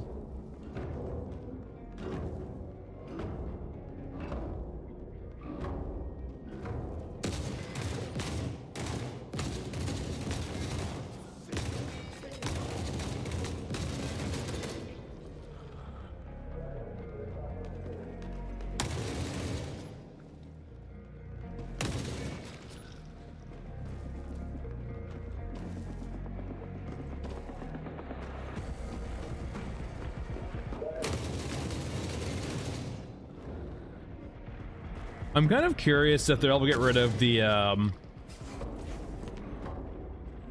circles and diamonds.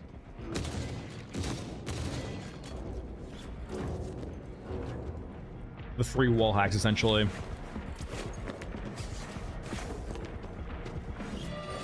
It doesn't make 308 though, right? HR, I don't think it makes 308. Did they change it that it makes 308 now? I don't think it does. It only makes cryo ammo. I'll go check it though. Maybe you're right. I haven't looked at it in forever. Lord Dirt.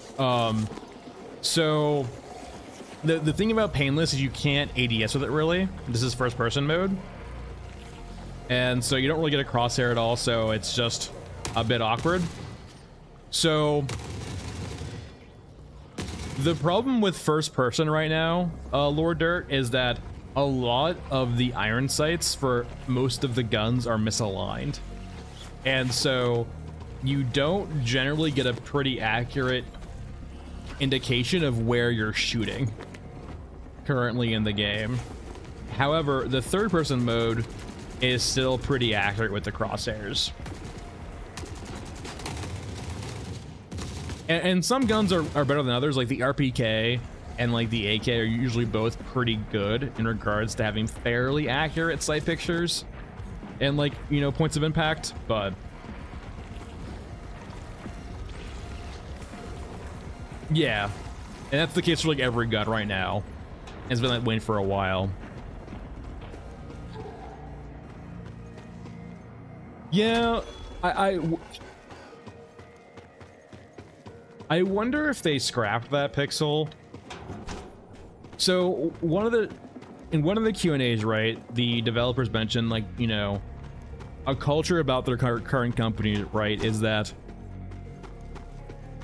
they're kind of like a yes and sort of company. If you ever like follow improv or just like have the unfortunate nature of being in a like a corporate business, having to hear yes and don't get me started about that. But it feels like, at least from that Q&A, it seems that like they're very accommodating of new ideas or things that wouldn't necessarily get approved in other companies. And that's not to say smuggling organs isn't a bad idea for like a gameplay loop, but at the same time, like, does it really add a lot to the game? I'm having a hard time mentally picturing how that would fit into the game currently. And maybe I'm just not seeing it, which is perfectly fair.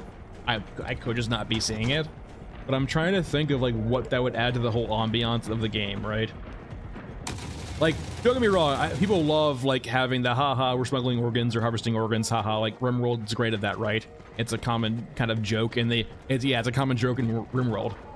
We're harvesting organs. But like, what does it really bring to the game?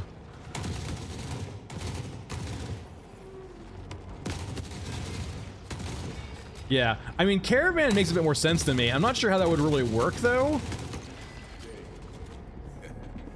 without like going into like a very more meta thing. Like if it was, I'm gonna die here. This is a terrible spot to be in. I need to get out of here.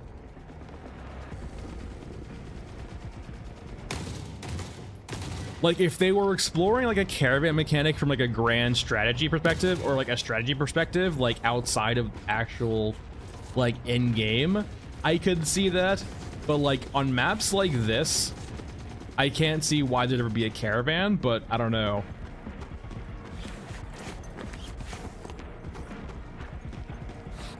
Like if it was supposed to be like a dynamic event where, you know, occasionally you might see a caravan moving through a map, then sure.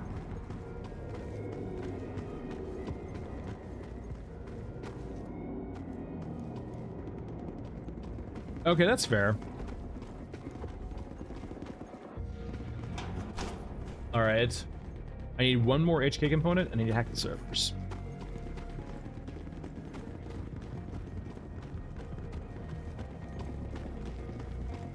Like, the idea of caravans resupplying you is really cool. It's just of, like, how do you fit that into the game where it makes sense as an actual game mechanic?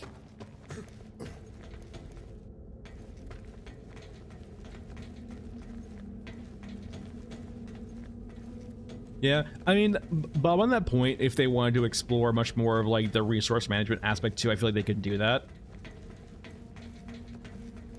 So, like, for example, we've had, like, RTS FPS hybrids, right?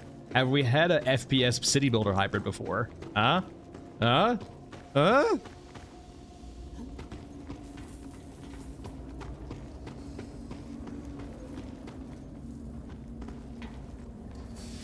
I can hear someone. Why snipers up there? It's fine. They shouldn't come out here. You are...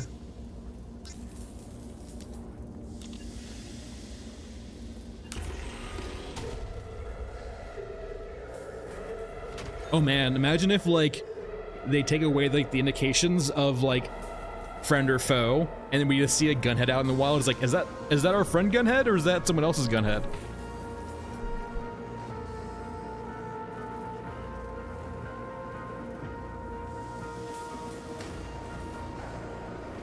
All right, so this is done. I need one more hunter killer still, and I don't know where it is. Oh gee golly gosh. Someone like commented on the like someone posted about the cow video on the Reddit, and they said they didn't like it. I was like, perfect. Or rather, it wasn't that they didn't like it, it was that they couldn't go, like, they didn't follow the oh god, ow. Okay, I'm leaving. They couldn't follow the logic of it, which is perfectly fair, because they can't follow the logic of the cows either. Because there is none. That cow cannot be lifted by that balloon. It's as simple as that. Period. No, I think it was just more of like they couldn't, like, they didn't follow the logic, which is perfectly fair because there's no logic to the cows. They're here to taunt us with their beef. And I commented on too, right? I was like tongue-in-cheek, but like, no. Yeah.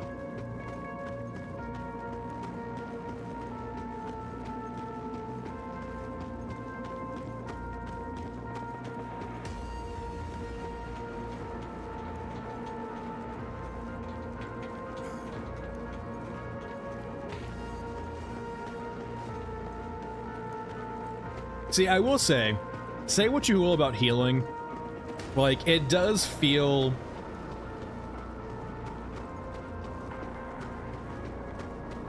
I said this before and say it again, right? Healing right now is necessary to combat the jank of the game, but I will say not being able to heal does add a bit more, like, not intensity, but like, I don't say, makes you feel more alive.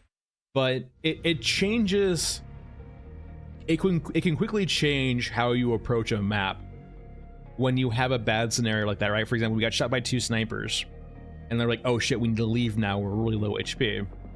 As opposed to, oh shit, I got shot by 2 snipers, let me pop a medkit real quick, and go back to what I was doing before, right? Like, having those things, like, having those events change your goal while you're in raid is very nice. See you, zombie. Like, having, yeah, it makes it feel more immersive. That's a good way of putting it too. It makes it like, it makes the maps feel more dynamic because your goal can suddenly change depending on bad circumstances, right? Sort of like when you're a newer player, or even when you're even an older player too, right? When you, for example, where you get a night shift, right? It might immediately change your priority from, oh, doing these quests or doing this looting to, I want to leave this map. Personally, I love playing night shifts, but some people do approach it in the sense of, I have a night shift now, I need to leave. Where's elephants? You mean the mausoleum? Unfortunately, I don't know why it's called Elephant Mausoleum. There are no elephants on Elephant Mausoleum. Game's unplayable.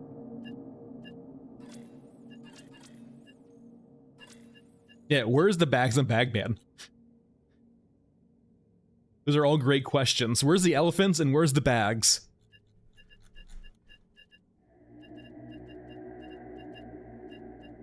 Such great questions.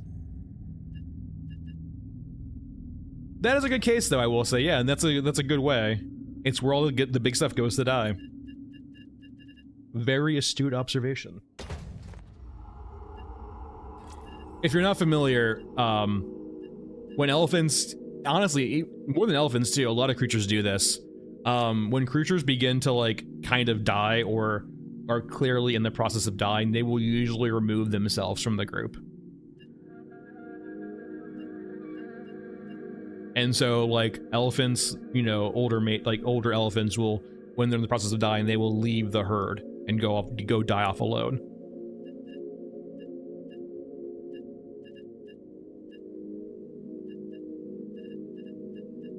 What are we doing? I think cats do it too. There's a lot of creatures do that. They generally tend to seclude themselves when they're dying.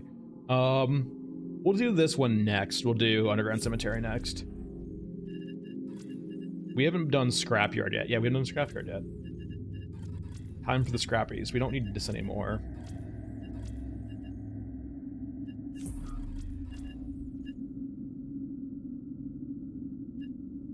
No, because one's floppy and one's not. Get out of here, Pixel. Get out of here with your equating to tanks to being elephants. No, maybe it's alluding to eventually having elephant tanks. Aren't those just AT-ATs? AT-ATs?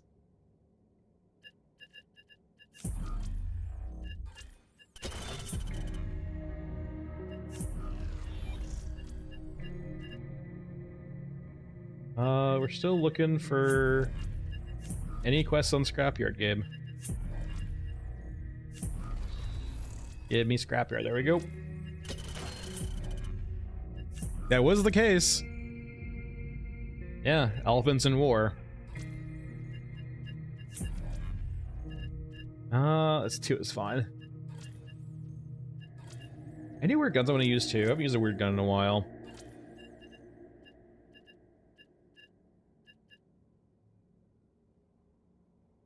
That does the same thing, same ammo. You know what? Just for the funds, we'll bring an SOG.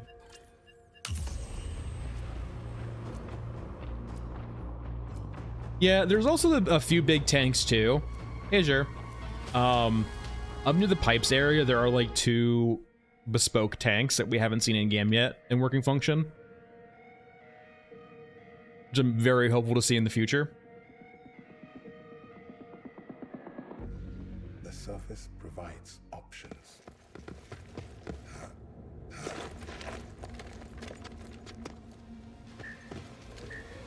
Oh, yes. I forgot how, like, aligned this one is. Let me see. It's been a while since I've used this gun. Where do I need to aim for you? Alright, probably at the base.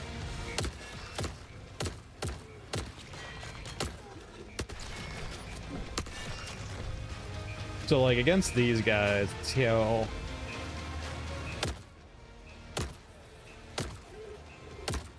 So I'm basically shooting at the base of the iron sight, not the actual post.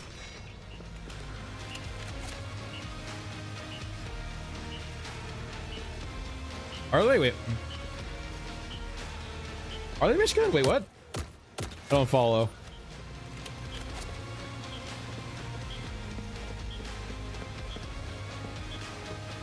Yeah, Oliphants.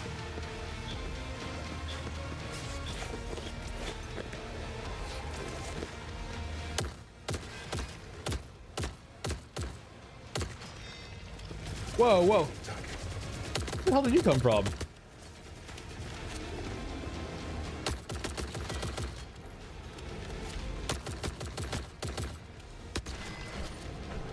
Ow.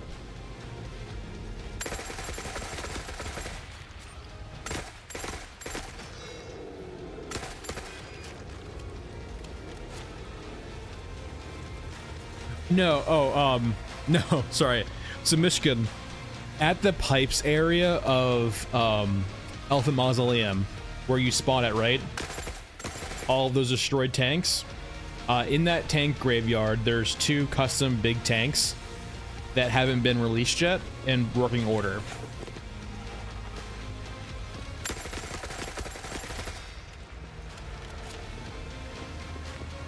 And now they could be at Pipes Extract.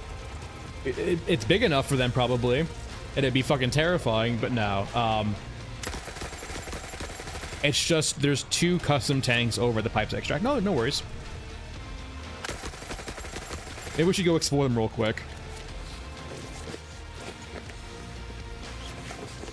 Alright. Everything dead? I think so.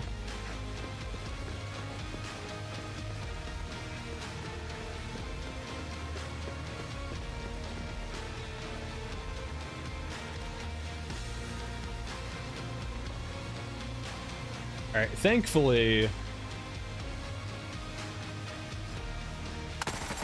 the prisoners here usually mean no patrolling your Ruskin with the grenade launchers. So now all we need is the plans and we can leave.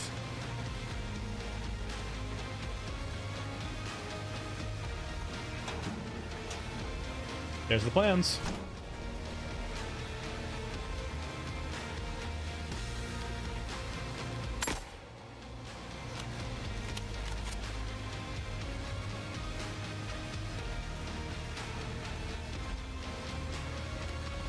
It feels weird too, like these guys just get destroyed by 45.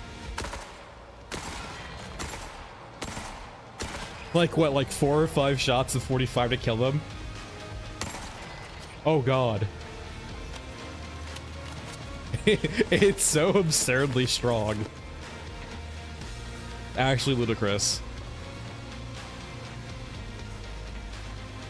Just like, oh yeah, they're some heavy brawler people. Just like, you know, shock troopers. Who would win, an SMG or people wearing SMG-proof armor? Alright, civilians. It's time to be free. Now, civilians. The escape is over there. If you head the other direction, I will assume you are a cyborg in disguise. You. Good choice. You. Great choice. Good, great, fantastic choice.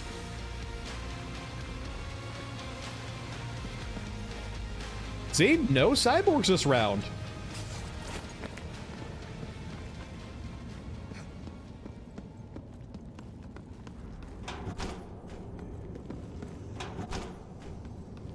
No imposters here today. Very nice to see.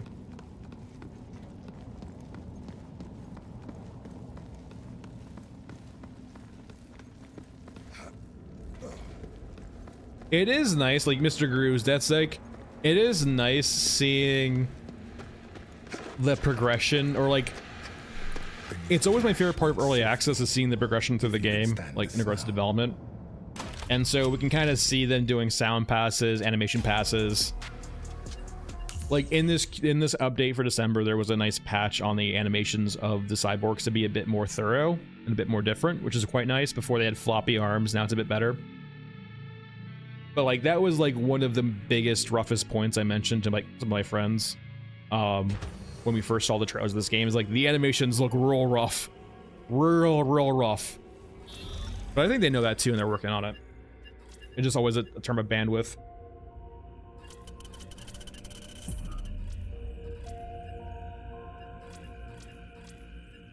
All right, let's go take a look at the fancy little tanks over here real quick.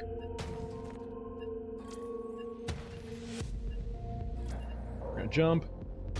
So regions, mausoleum, and then the pipes. So actually, that's a good point too, I wonder. Let me go over to... Okay, it's not called that. I will say, having like similar points called the same exact thing is probably very confusing, but... There's no pipe spot called Unscorched Enclave except the extract.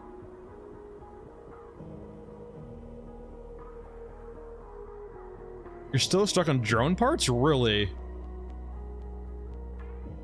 Yeah, I do.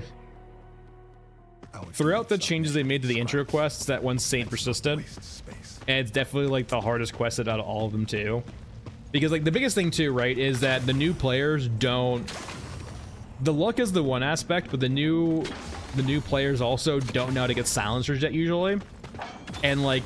Getting a silencer is like the first big aspect of killing those drones, because otherwise you just get murdered trying to kill them.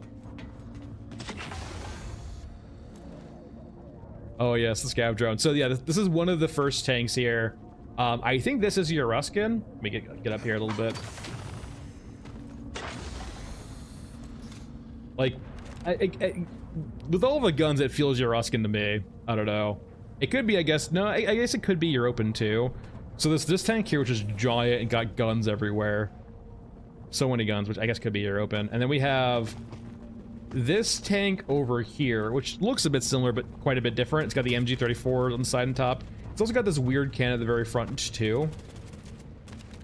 But now, yeah, we have a few different bespoke tanks here that we don't have in game yet as an actual weapon. And then...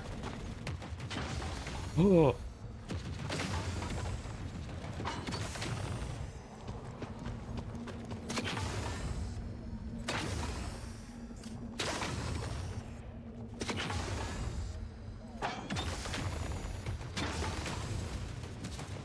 Honestly, if I knew better, I might have been able to get up there in time to actually clip it. Goodbye, cow.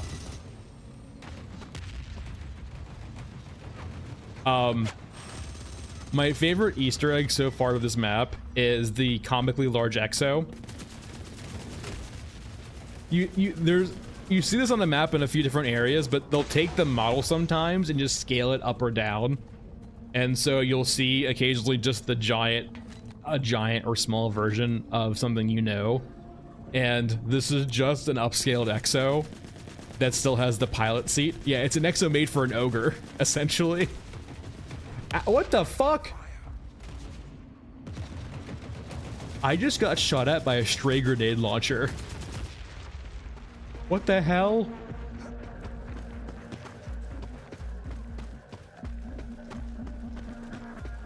That hurt.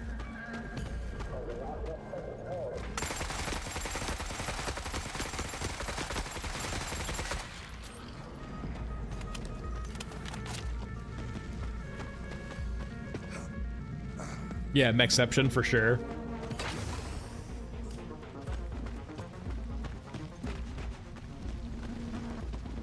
All right, time to skedaddle.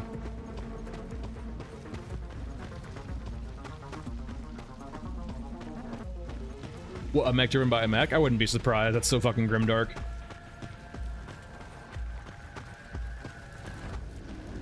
Especially considering too, they have what's it called, like they have like the Titans also, like the super giant fucking mechs.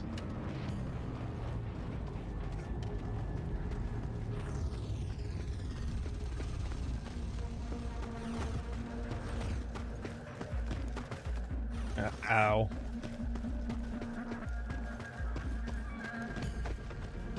No.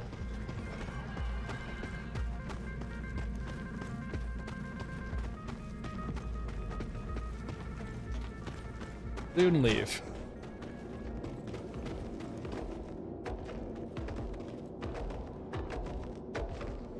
Who's a good boy? Is that different? Is that a different tail? I enjoy it, Duffs. You have to like accept sometimes you're gonna die. It's not your fault really, but like I enjoy it a lot more than no heal, like with actual healing. Hold on to this feeling.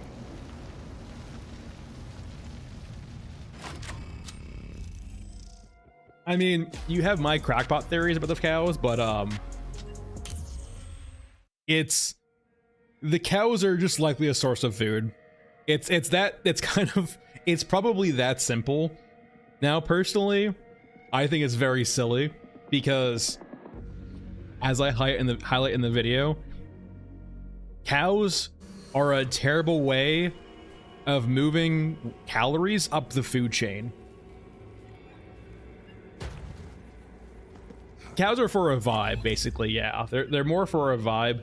If you try to logic it out, it just doesn't make any sense. Like, if we go over to the shrine... Also, I apologize. I've not pet the dog yet today. Who's a good boy? Must take a moment to appreciate the good things. But no, okay, so you have two different things here, right? You have basically a bunch of beef being offered to our god, the Rat King. And then you have the little shrine here, right? Which hopefully it renders in. You have the shrine of like the harvesting of the cows. Now, I will say, at least here, the cow looks much more appropriately sized to the balloon. Right now, the balloon in the game is way too small to carry those cows. Even if you use like some of the smallest cows in the world, like that are you still used for like their beef, still way too small. But like, if your goal is to create a very convenient way of transferring nutrients around and up the food chain, every single step you go from the sun to the end source of the calories is a waste of energy. So typically speaking, it'd be much more convenient to carry the same weight of corn or like basically anything to bring us food. No, mister, going back to my previous point of how I like to get like in very thoroughly invested in things and explore them fully, I looked at so many fucking balloons for that video. So many balloons. Like I try to math it out too. Like I put way too much effort in trying to rationalize how it would work, and I can never get there. Even with using hydrogen, yeah, like the best thing to do it. And some people mentioned a vacuum. Even if you had a vacuum, like even if we like ignore the fact that the vessel you would need, yeah, no, it is from a Polish artist. You are correct, Bloodhanda. Even if you ignored the pressure vessel you would need to actually be able to contain a vacuum, it would not provide all that much more lift than hydrogen. It's like 17%, I think.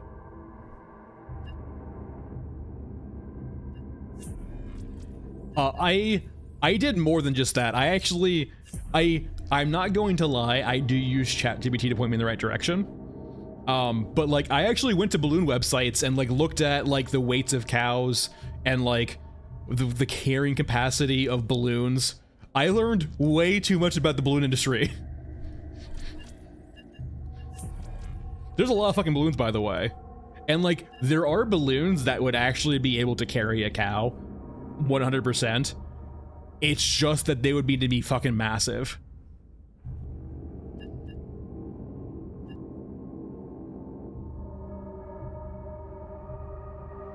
Well, Mr. Grooves,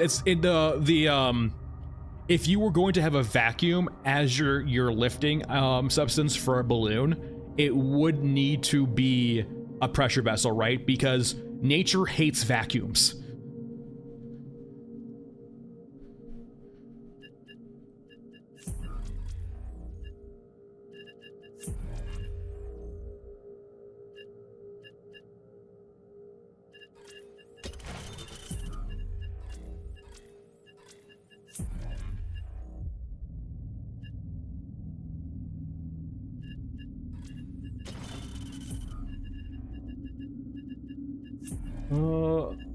There's so many conflicting quests for Cemetery too, right? Like you have television, but then you have a bunch of kill quests. Let's see here. That works. Let's actually, I usually don't recommend this either, but let's start Maintenance Tunnel. And let's definitely be, I think, Masked Man. And we don't need to fight at all, so we're not bringing anything, I think.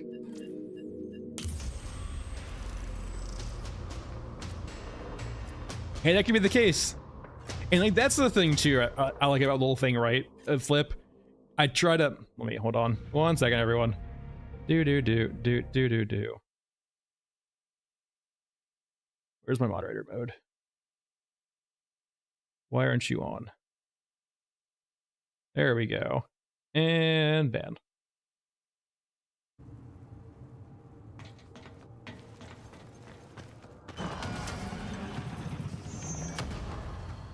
Yeah, like that's it. I like, and we might see this change in the future, Flip, but I do really enjoy how like there's a degree of vagueness to the lore right now. So like we can have these discussions, and I occasionally will get comments too where I have to reiterate this, and I gladly do it in the sense of I am not trying to present anything I say as canon. Just like talking points about the units for people to have discussions about, right?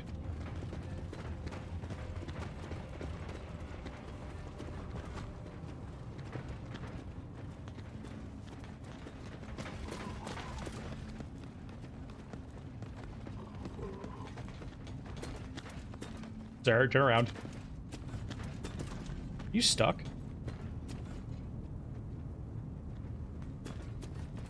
Are you stuck in a loop? There you go. In the machine. I mean, I think that essentially you kind of need a whole new thing, like machine. It's a fine placeholder for now, but it genuinely feels like you need to replace the whole water system. And like, the big aspect I recommend in the sense of you need to remove it from the real world clock. Not for like the feeling of like, you know, the pressure of water, but for like the ability to balance water between different types of players. because you can't standardize how water is consumed between different types of players, it's impossible to balance currently.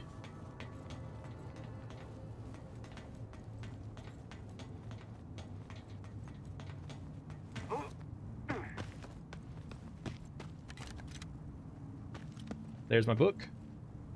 All right, now I just need a ton of different comm devices. Yeah, I kind of feel like Michigan, like they're... I really would like to see... Oh, let me fix this real quickly. There we go. I would really like to... I would love to talk to developers and kind of figure out the inspirations. No, get that PvP talk out of here. Their inspirations behind what their intent for the water system was. Like, what were they trying to convey with having that system? Because I feel like it was a miss regardless, right? But it's hard to, like, know where they're going for it with it, too.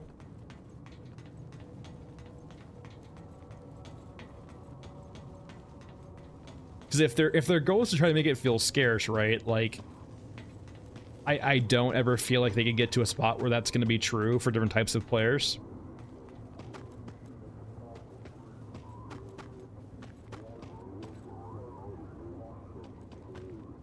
That's one.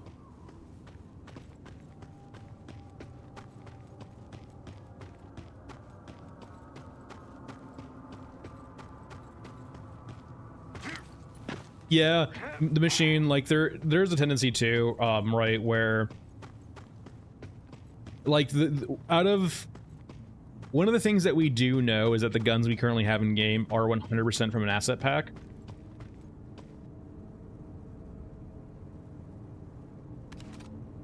So it definitely makes the guns feel very placeholdery for right now, and perhaps that's kind of the case. Is that we'll see actually much more bespoke guns or like bolt actions or more scabby guns in the future.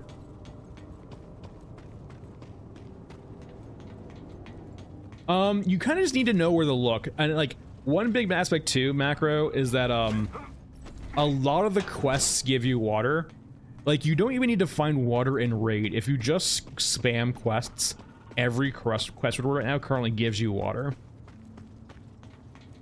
And so as long as you just play the game a lot, or not play the game, as long as you quest a lot and get quest rewards done, you just get tons and tons of water. Like outside of the first few initial quests that require you to collect water, you generally don't need to pick up water anymore as long as you're questing. Most quest rewards give you water, actually. Like, it's actually pretty insane. Like, some quests will give you more than others, but all quests usually give you 1 day's worth of water.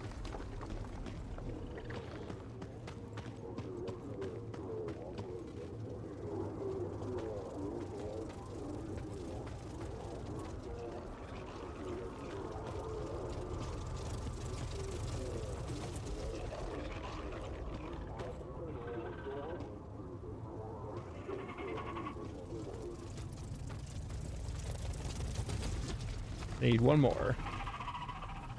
Is there one more here? Hello.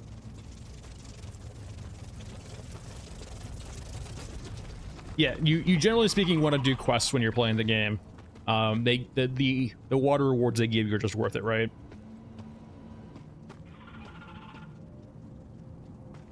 Thanks, Machine. Appreciate it. I've talked to the CM for Fun Dog. That's about it. I'm sure they're very busy right now. Whoa, whoa, whoa. You know, that's fair. There's not one more around here somewhere? I think there's actually one over here I can get. I think they mentioned that Machine about having armor eventually. Sarah, you're on the floor. Like, things are like large item slots to be armor or shields, but yeah. It's not even that flip to it. Like, water's just inconsequential as a complete feature, really. Alright, there's usually one more over here. What about attack cam? Am I going back? I think I'm going back.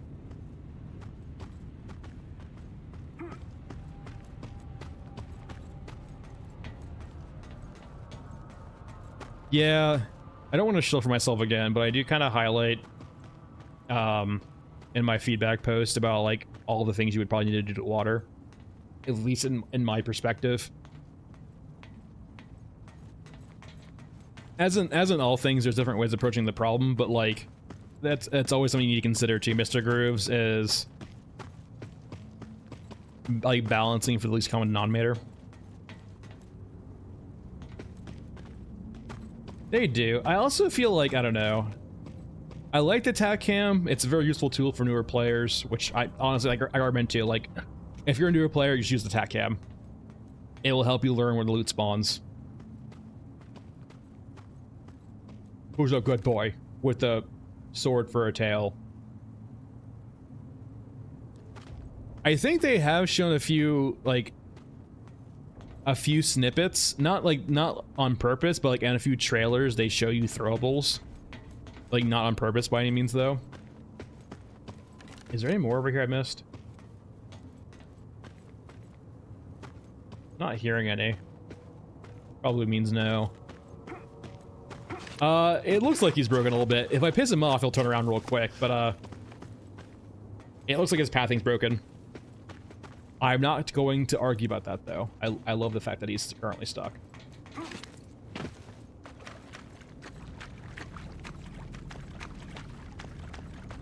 It's really useful for a lot of things, yeah.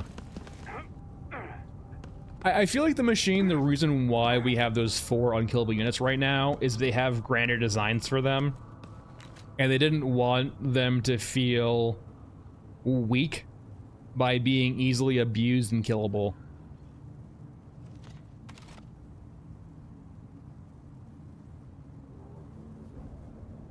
I hear one. For example, like, you could just, if we ever get Graveyard Scorched Enclave, you can just, like, literally stand on a rock and just keep shooting Mother Courage over and over again. And she can't do anything about it, other than just, like, look at you longingly. Alright, there's the 5th one, time to leave.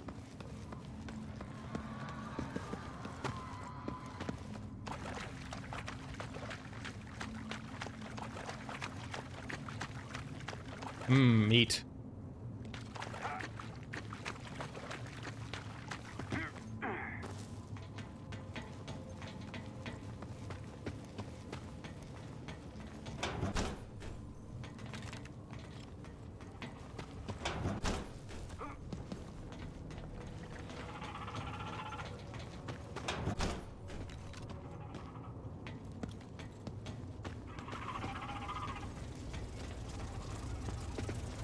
Who knows? There's well, I think that kind of plays into probably the 3D printers flip.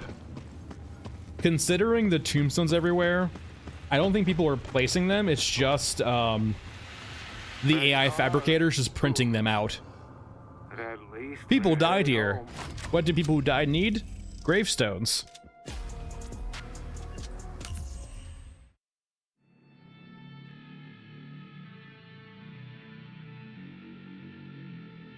I'm not familiar with Sim Duality at all, Mr. Grooves.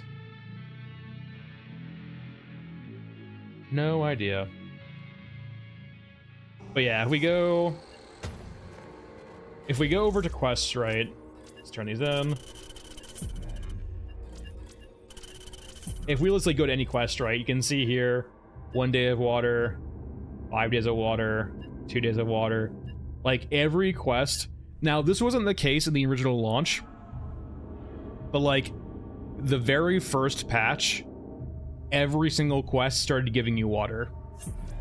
And it was kind of their way of, both in the October patch and the December patch, they kind of tried to make the water system a bit more easier for players who were, they essentially, in response to the people being critical of water, they did 2 kind of stopgaps, right? To try to alleviate those issues. The first was make water much easier to acquire via quest rewards, right? As opposed to having to go and degrade and like get water and bring it out. you could just do quests and get water for it. With even just like one quest giving you a day or 2 days worth of water. And then in the summer patch, they went even farther right to try to accommodate those people. And they went over to here, right, and added in water bots. And the water bots allow you to, essentially, at the highest tier of water bots, just not care about water anymore. As long as you log in occasionally with WaterBots v3, you will never run out of water. Thanks, Daddy. Appreciate it. And so, in both the October and December patch, you essentially try to cater to people being critical of water. However, the people critical of water,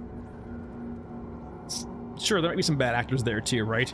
But no matter how you place it, if your clock is going to be an IRL timer, they're always going to complain about it, right? Because it's more about the philosophy of it than anything else. And the point now is too, as opposed to like when you try to appease them, for the people who didn't mind the mechanic or enjoy the mechanic, you have now made water feel inconsequential to them. And so now, because you try to cater to both, you cater to none, really. You've, for lack of better terms, you've watered down the water mechanic. And I think no matter how you want to approach it, the biggest thing is you just need to be able to standardize the consumption of water by different types of players. And it always comes back to is you need to remove it from the IRL timer, because there's no other way of standardizing the consumption of water.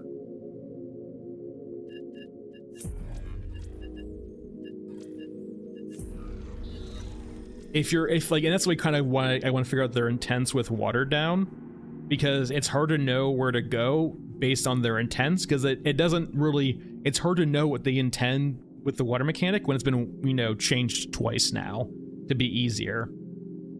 If it's supposed to feel scarce, it doesn't feel like that, but maybe it's not supposed to feel scarce. I don't know.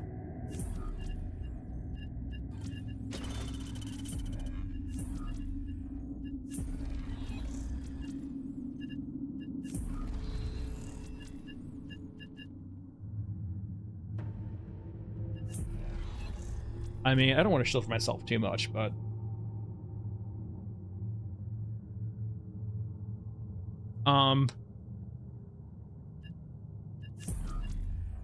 I mean, personally, I would just remove it from the RL timer. I would make it day based, basically, where, you know, every single day your innards consume X amount of water. I would basically make it a city builder light, is how I would approach it.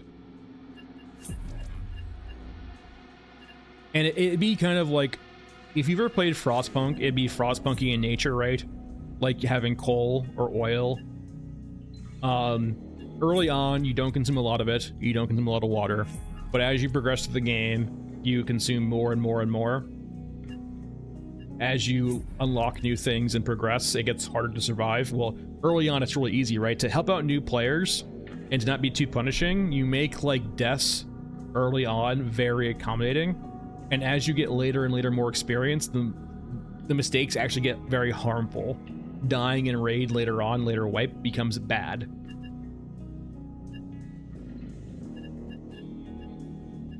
And I guess perhaps some of their concern with that, like thinking on a much grander scale, is how do you align that with PvE co-op?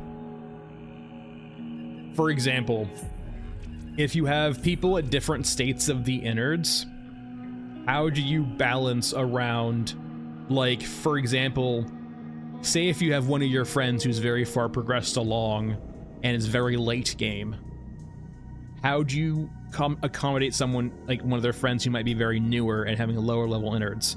And the only way I can think about that is basically making it so that the host is the one who gets the progress. Like, it's a very complicated issue in that regard if you think about it that way. How do you make it where you don't punish people in co-op?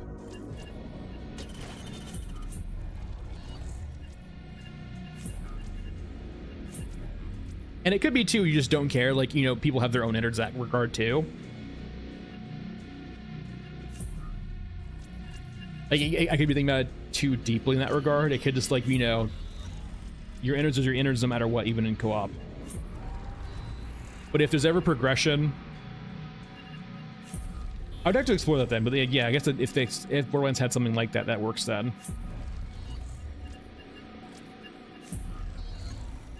But maybe that's like one of the reservations, right? In regards to they don't want to mess up the co-op experience. Come on, give it to me. I know you're here. Wait, duh, I'm looking at the wrong guy. I was looking at your Ruska for the Toothy quest. Wrong character. There we go. Oh, host gets all the progression. Yeah, I can see people being critical of that, but I guess it's just a design choice, right? It's just like it's a give and take, right? You can't have it all, and so like that's a compromise you have to make. It's like, you know, the host gets the progression. All right, let's get some 50 cal here.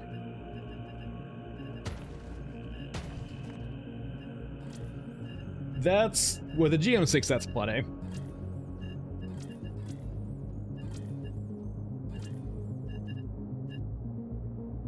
That's fair. So I guess you just leave it at that point then? You basically just have it where, like, the innards progression goes off the host?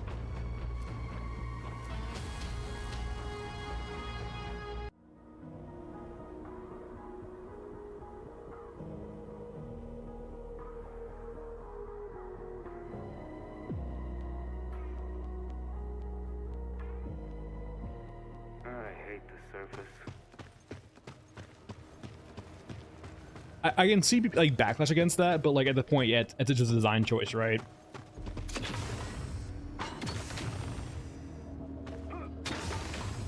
If you're gonna have progression in a game, it's the nature of the beast. I thought I had a scope on this, but I guess I don't. So I guess I'm gonna be just sniping at long range here. There you are. So hard to see you.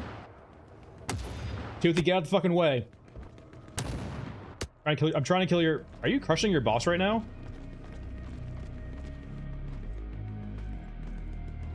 Okay, this is not intentional, but it is kind of cool how Toothy's protecting his little rider by being in front of him.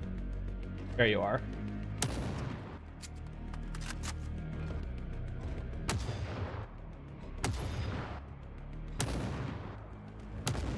There's one.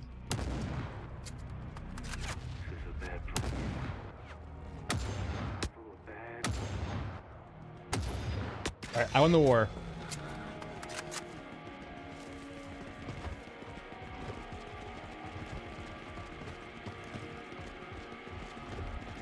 Yeah, I'm usually good for like one Borderlands playthrough, but I've never really got into like the whole New Game Plus of Borderlands. I love 2 though. Like 2 is the one game where I actually tried New Game Plus a bit. I just couldn't do it.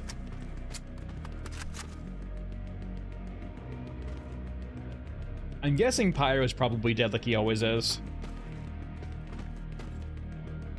Generally, taking target locked and Pyro revealed never generally works out pretty well. It usually ends up with Toothy murdering Pyro.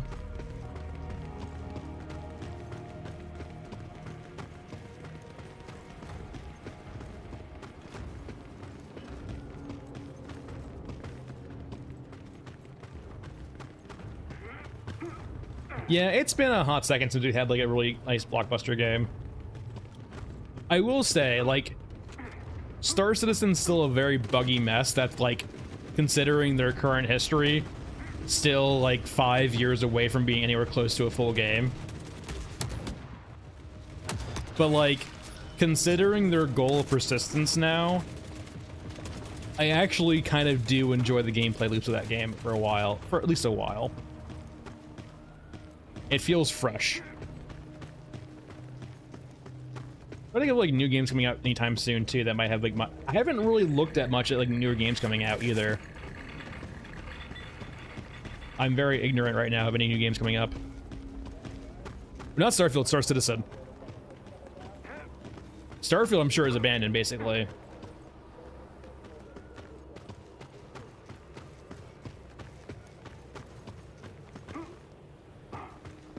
No, yeah, Starfield's a giant piece of shit. Sorry, not sorry.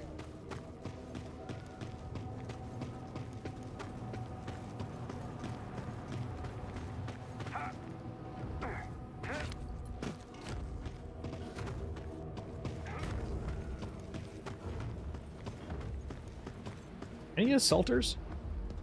What do I... Interesting. Huh.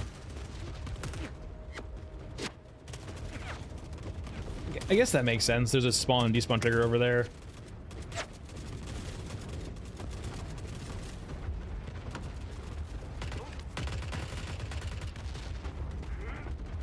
Yeah, I mean... I feel like if you asked anyone in earnest... Like, it's such a weird thing with Bethesda too, right? Or Bethesda, not Bethesda. Bethesda. I feel like if you just asked literally anyone, they would have been all like, yeah, this feels like fucking 2012 again. This is not a good game to release. Like, no, you shouldn't make your game based off of fucking 12, like, a engine from 2012. Or whenever Skyrim came out. It's actually insane, like... How do you just like not pull any, like anyone would have told you that. This UI is dated. The game feels like it's 10 years old when it first came out. Like, see a Pixel. Thanks for stopping by. Like it's absurd to me how like no internal testing Another dollar. or just like outside testing too, like, you know, asking some people, bringing some people in, testing out their game, like how that feedback was never achieved.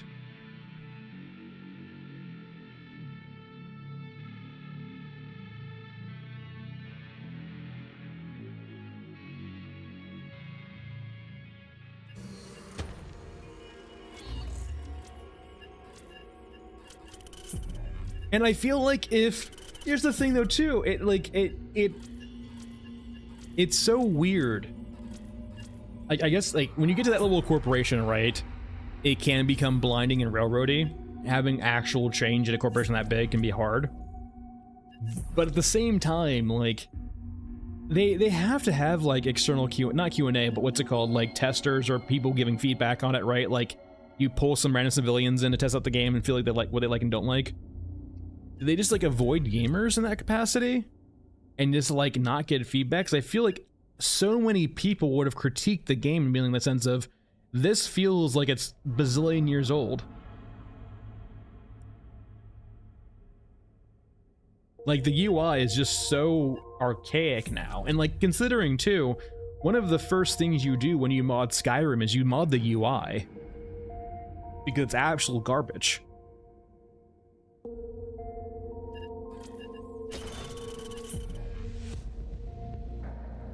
Like, it's not bad at the time, I guess, but yeah, they're afraid of like starting from scratch.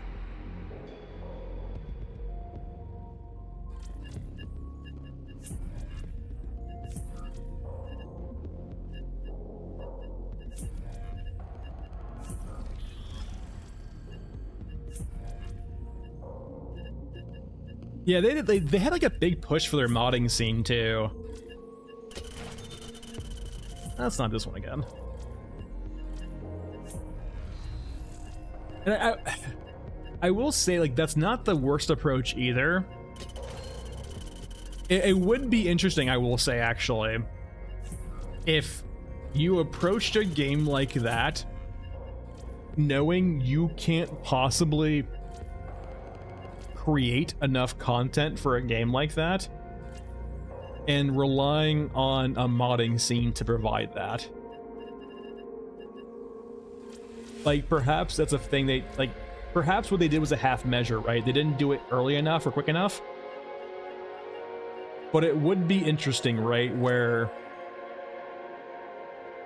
if you create a game like that with a bespoke experience for like the narrative or set areas, but then you're like, hey, like, we're leaving this entire solar area open to you, right? This whole entire world open for you guys.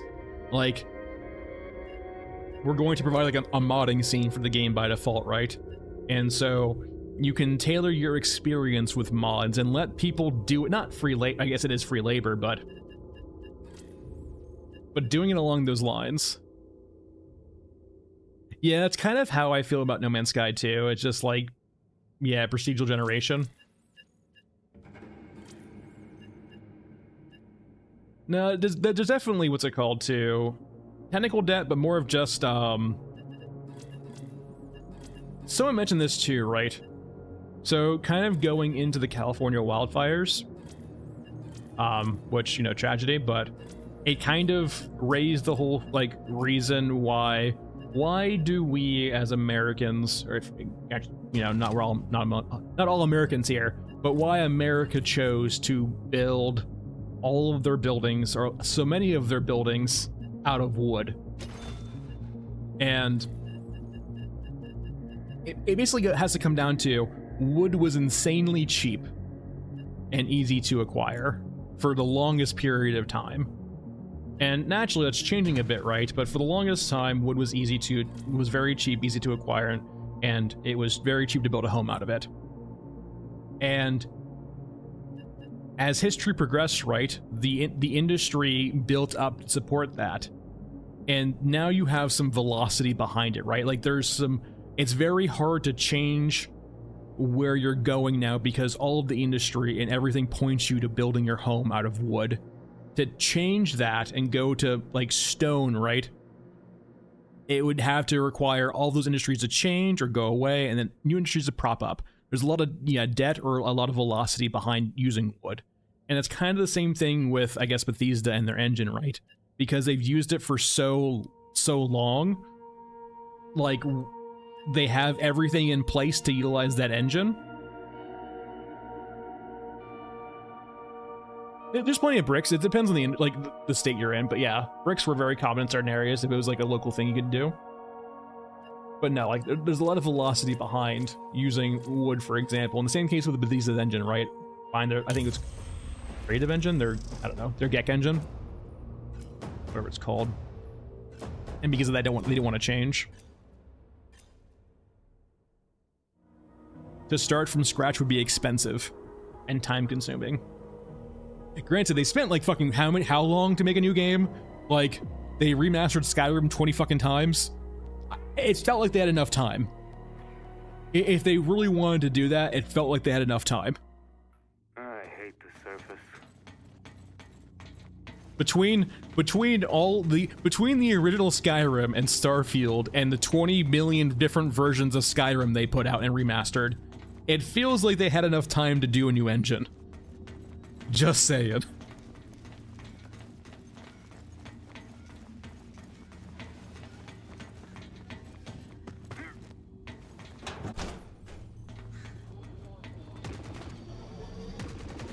Yeah, Flip. Sunk cost for sure. And like I usually maintain this like, yes, the California wildfires are terrible, right? At people losing their homes and shit like that. But like, keep in mind where they built, right? Not even where they built, but California in general, or those woodlands in general. Like, some of those trees are literally made and designed to be burned to spread their seeds. Like, the cleansing fire is just a fact of nature, basically. It clears all of the old growth for new things to grow, and sometimes it kind of points to its nature, right? Sometimes it's better to burn what you have down and start from something fresh.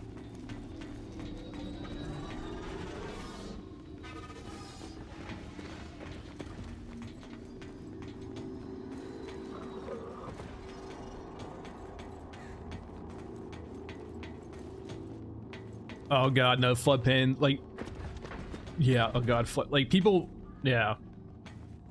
People building floodplains will never just be not surprising to me.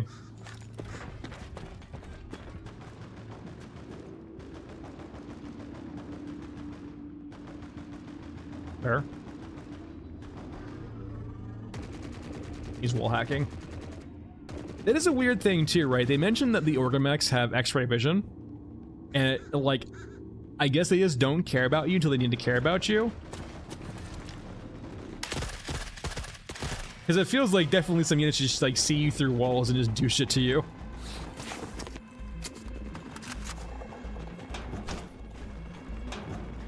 Yeah, I'm not really more like Delta, it's more about less about the actual logistics around the fires themselves, but more about like how it was more about the technical debt or the velocity behind why things are made out of wood.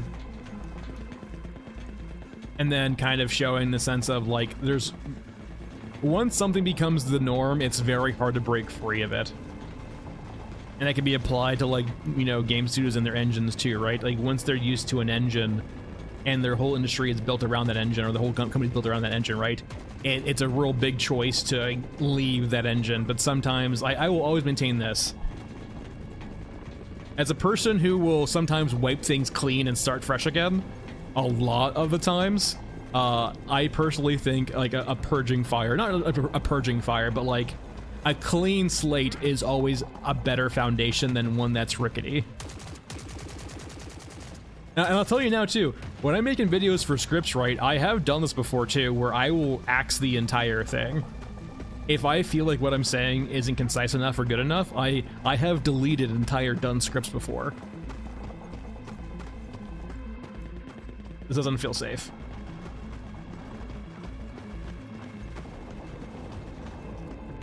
I don't feel safe down here.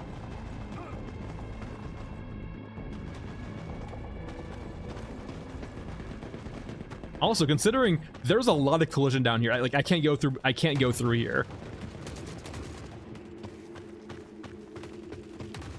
Feel like I don't belong down here. Oh, the water animation, yeah. I mean, it's a good placeholder for now, but yeah, it would be cool to.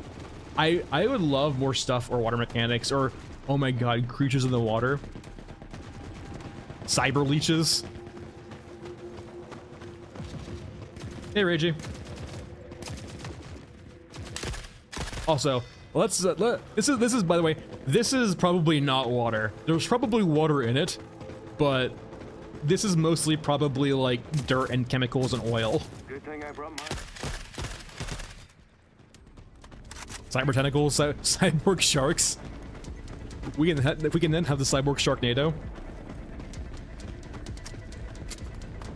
Yeah, that's perfectly fine, Reggie. There's a bit of a lull right now, considering no updates at all, which is perfectly fine. Like a game like this needs lulls. Let the devs cook. Ow, it hurts. Water hurts. Finishing by the second. Cyborg bear, I could see that. Or for example, just like it's a very common, I will say though, unit though. Whenever there is like cybernetics or like it's like Command and Conquer, right? Like, the first thing, cyborg bear. Doesn't make it any less awesome, just very common in cyborgs. Cyborg animals.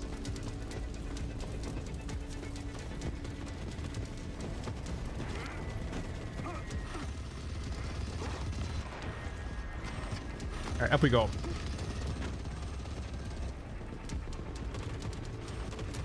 Ugh. Cyborg worms? Ugh. That would be disgusting. Though I will say, it would make kind of a lot of sense too. Imagine like Mother Courage had like a bag of cyborg worms. She would scatter over the remains of cyborgs to help recycle them. Or she like walks around sowing the ground with cyborg worms.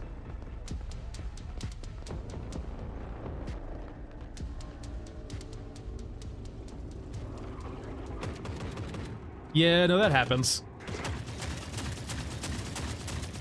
Honestly, like, oh god, the blinding light. Let me hold off a bit. Let's wait for these guys to go away. Ragey, considering some of the games I play right now, me being swallowed by terrain and like walls, it doesn't even faze me anymore. I hardly even notice it because it happens so commonly in Star Citizen.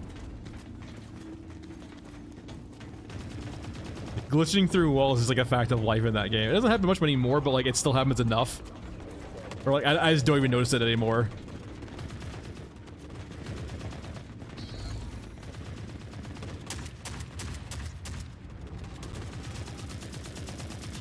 No, no, no. I need to go back. Damn it.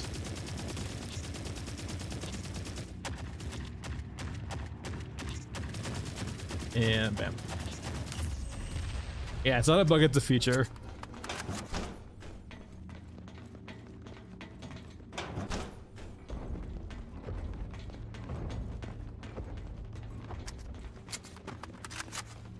I do really think also Blood Panda kind of on that point, right?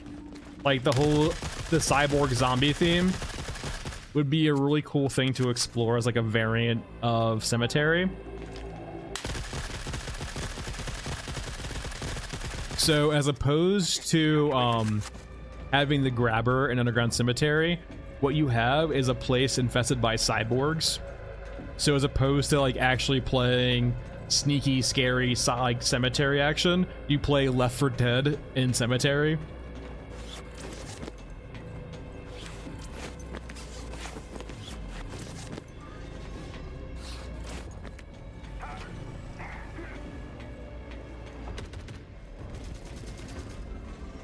Oh no, yeah. Well, it's part of the machine. I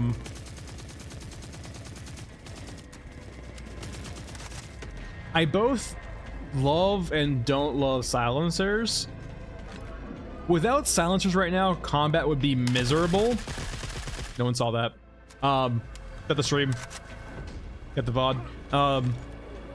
Without silencers, the game would be miserable right now, but like at the same time, I do think needing silencers on every gun kind of removes any real agency. Like there's no upside or downside for silencers. Or sorry, there's no downside for silencers, so like just always just use silencers. It just feels a bit weird.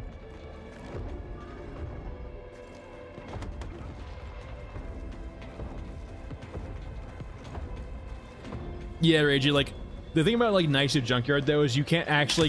The current Night Shift maps, they, like, incentivize you so much to sneaky not fight, which is perfectly fine, but at the same time, I would love to, like, kind of have a whole underground map where it's just, like, Left 4 Dead with cyborgs.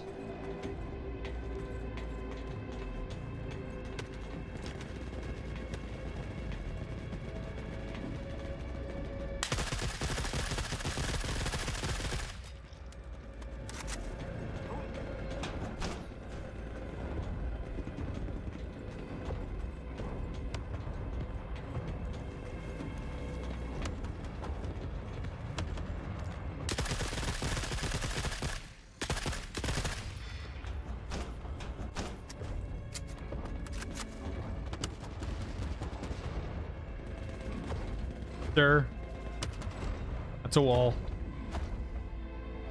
They need to do it's probably really hard too. I can't imagine it being easy. It's probably really time consuming. They definitely have to do a pass on the maps for like collision boxes for bigger units. I'm not sure how Unreal Engine 5 would accommodate it, but you honestly would want clipping for small units and then clipping for big units.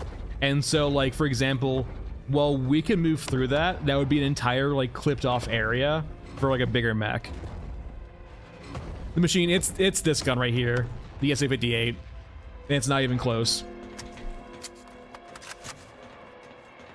I don't know if they could actually make this game if it wasn't actually ragey, weirdly enough. For all its downsides on performance and other reasons, like, Unreal Engine 5 does give a lot of power to small developers to do a lot with a little. And I'm not sure if a game like this could be easily made without an engine like that. Like, Unreal, sure, but I don't think even Unreal has the, like, not Unreal, sorry, Unity, has, like, the tools available to, indie, like, smaller developers to do as much as they've done here. Yeah, exactly.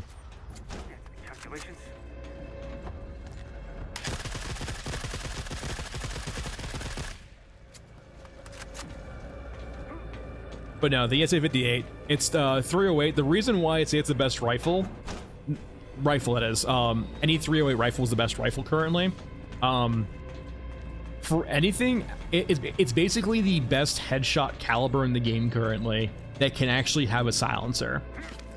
It still won't one-shot headshot the Euruscan infantry, the heavy armored one, but for the few instances of elite European infantry that have enough resilience to stand 7.62 to the head, this will one-shot them.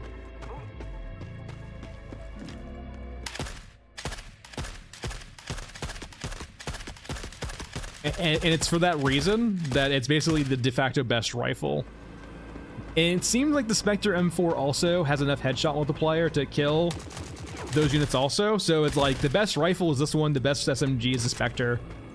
Essentially 45 and 308 are the best two calibers in the game currently. What the downside is they are the ones with the least amount of restock too, especially 308. Yeah, that is the one downside, is that the 308's hard to find.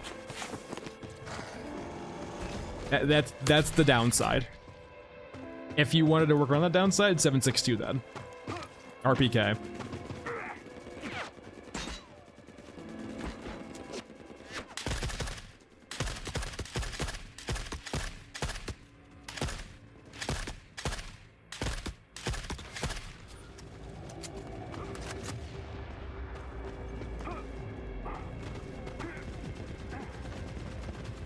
Yeah, me too, Reiji. There's not much reason. Like, cyborgs you can mow down. Europeans, like, you can usually blow up quickly. But yeah, your Ruskin infantry are just tanky enough where you're just better off avoiding the fight.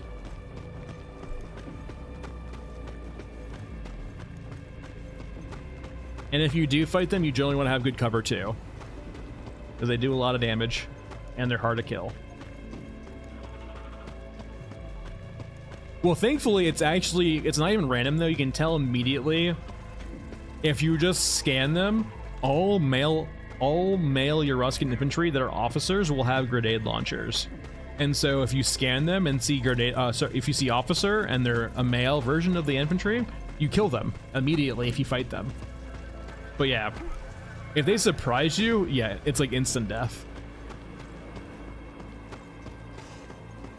But it is nice too, because once you like know enough about them, it's Euruscan male officers, and they're usually always in the front.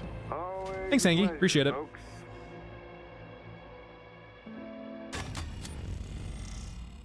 Which I will say is kind of weird. Euruscan officers leading from the front? Doesn't sound very Euruscan.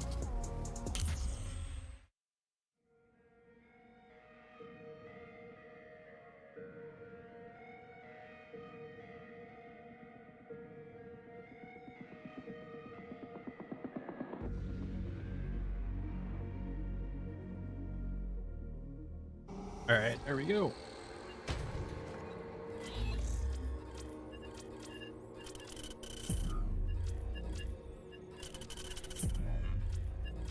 All right.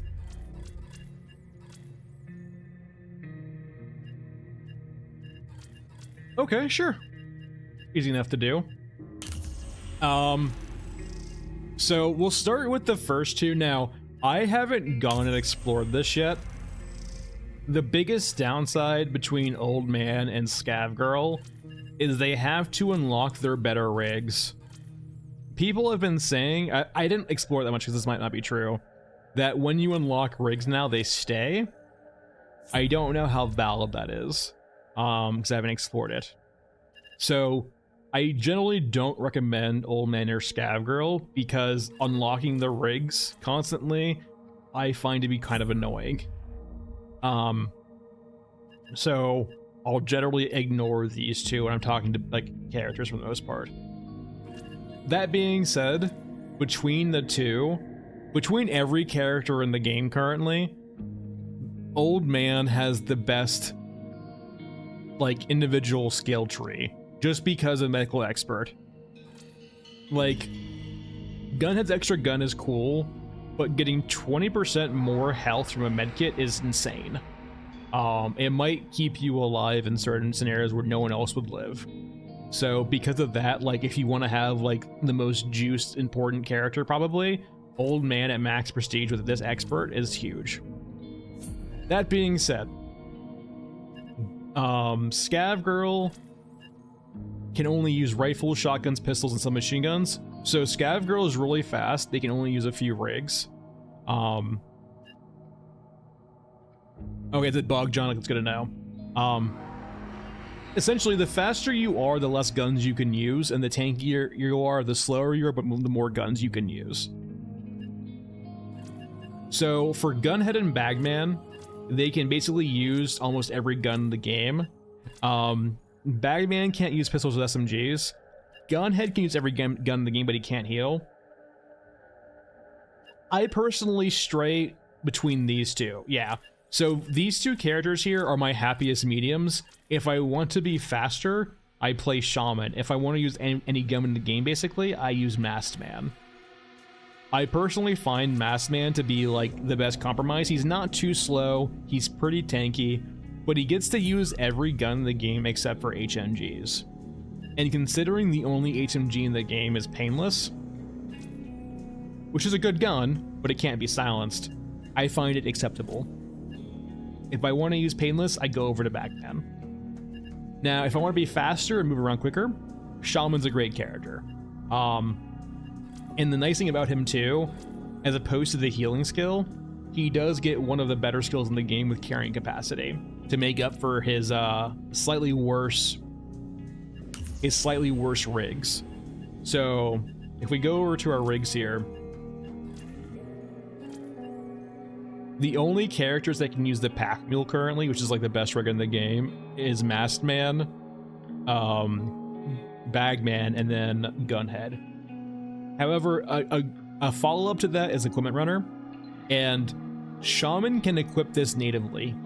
He doesn't need to use skills at all, but he can equip this. And this is like probably the second best rig in the game. The rack is too specialized, really. There is the Gun Runners too, if we go over to Bundleton. But like, these are pretty niche though also. These two Gun Runners here. But yeah, like, really it's just... I personally think if you only had access to Shaman and Masked Man and then maybe Bagman Gun, it would be perfectly fine. Like, I just don't like these two really, unfortunately, mainly because of the rig issue.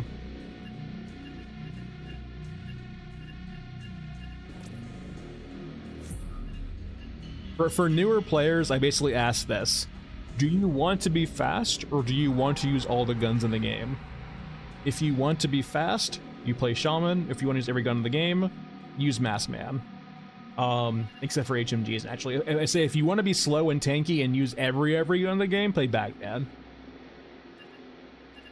But especially for newer players where the movement and the clipping on terrain can be a big issue, Shaman can help out all players navigate towards Scav Girl, because the speed of Scav Girl helps really alleviate a lot of the issues with terrain in the game currently.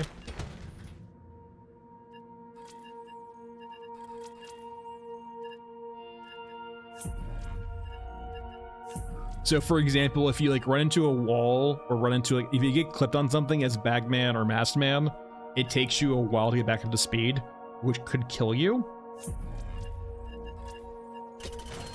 But for Shaman or for Scav Girl, because you're so fast, if you accidentally clip onto an object, it's much more forgiving than the other two characters. When I was first playing the game, I basically solely played Shaman, but as I wanted to like start using new guns, I went over to Masked Man. I found Bagman a bit too slow, and then I found I really just disliked Old Man and Scav Girl for the rig updates, or the rig shuffling.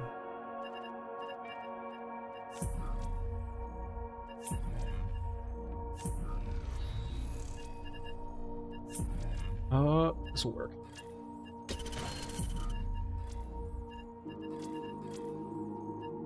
Let's do a different spawn, actually. Let's try a tunnel.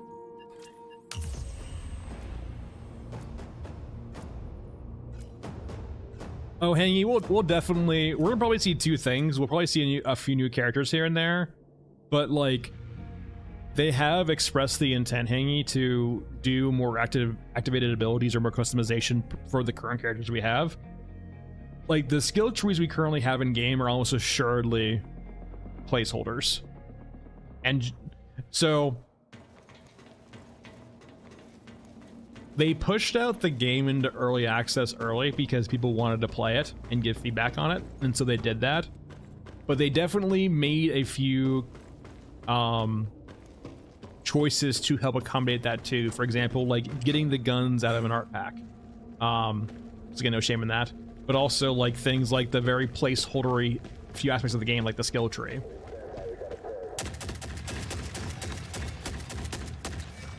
Okay, those civilians were dead already. How dare those Europans shoot those poor civilians? You can be free.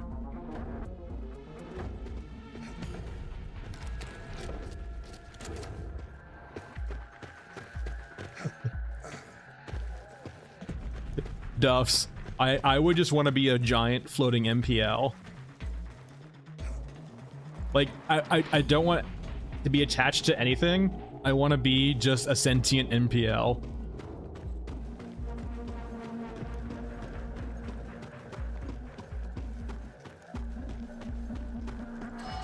Just I want to hear like the what the fuck as you cross a corner and you just see like a swarm of floating MPLs in midair just like roaming towards you.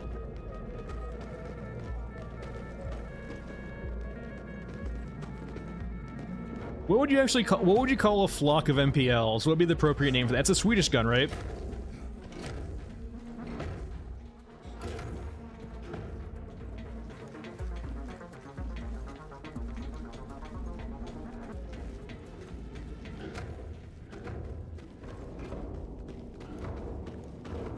The MPL is Swedish. No problem, machine. That's what I aim for. Alright.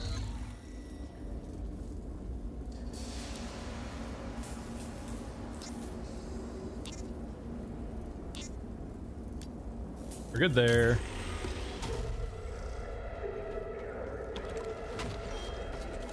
Time for plug pull and HKs. But yeah, no, like now Shaman's much slower when you're like leveling him up still, but like he's still pretty fast. But when you get Shaman or Scavger leveled up, man, they are just speed incarnate.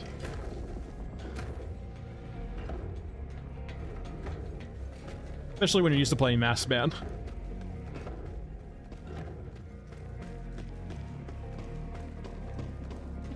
Yeah, Ragey, that's definitely an issue with Scav early on too.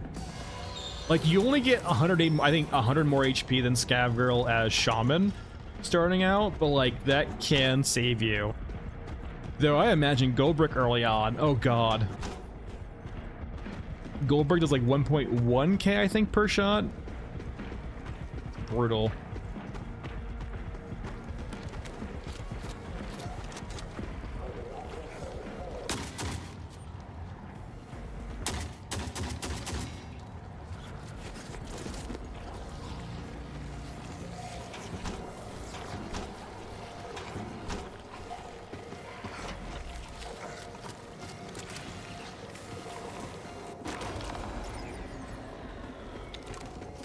There's a plug pull. I don't have HKs yet. I need to summon some HKs.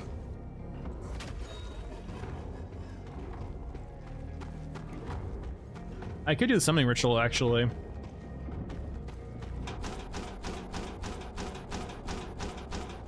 I think this still works. There they go. So if you're confused on why I did that, one of the conditions for spawning HKs is opening containers. And so if you open the same container over and over again, that count will go up. See you, Delta. Thanks for stopping by.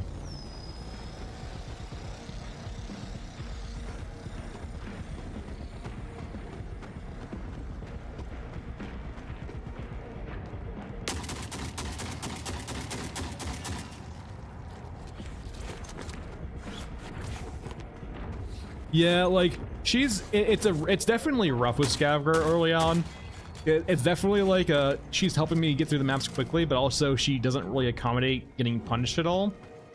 Especially considering it has changed a bit too. So both in like the October patch and the December patch, they basically have been upping the lethality of troops. And thanks, Machine, appreciate it. Essentially every major patch, they have made the NPCs deadlier. I personally feel like while it's good the NPCs are deadlier, it feels like it's been mainly a response to how strong medkits are.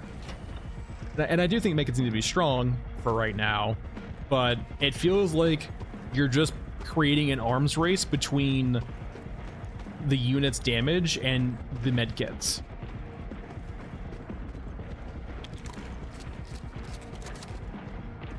Essentially, you're balancing the game around people abusing medkits.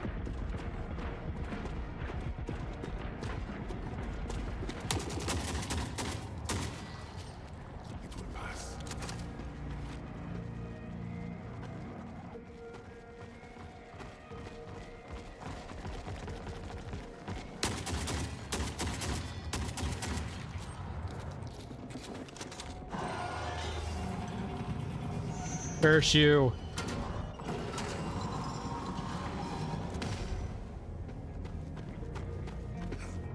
Yeah, it is appropriate for things to feel lethal because you don't want to feel like you're shooting a Nerf gun.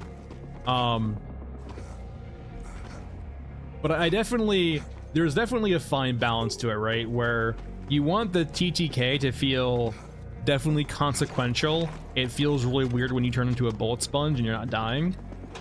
At the same time, well, I guess the biggest thing too is there's a very quirky AI right now that will take pot shots at you. Not by design, it feels like. But I don't know. It's definitely a hard thing to balance for sure. Because you want the TTK to feel consequential, right? You don't want to feel like Nerf guns are being shot, but at the same time, you don't want to make newer players absolutely miserable by having them die in like a microsecond. And it kind of feels like right now, really? Hold on. Roll. Drop a few things. Like I would much rather have no healing and a slightly higher or slightly slower TTK than have a lot of healing and then have a higher TTK. Or sorry, a quicker TTK.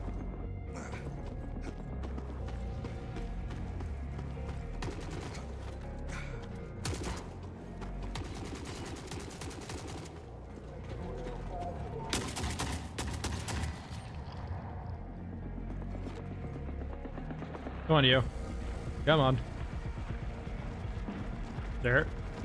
No. Let me loot you. I saw it too.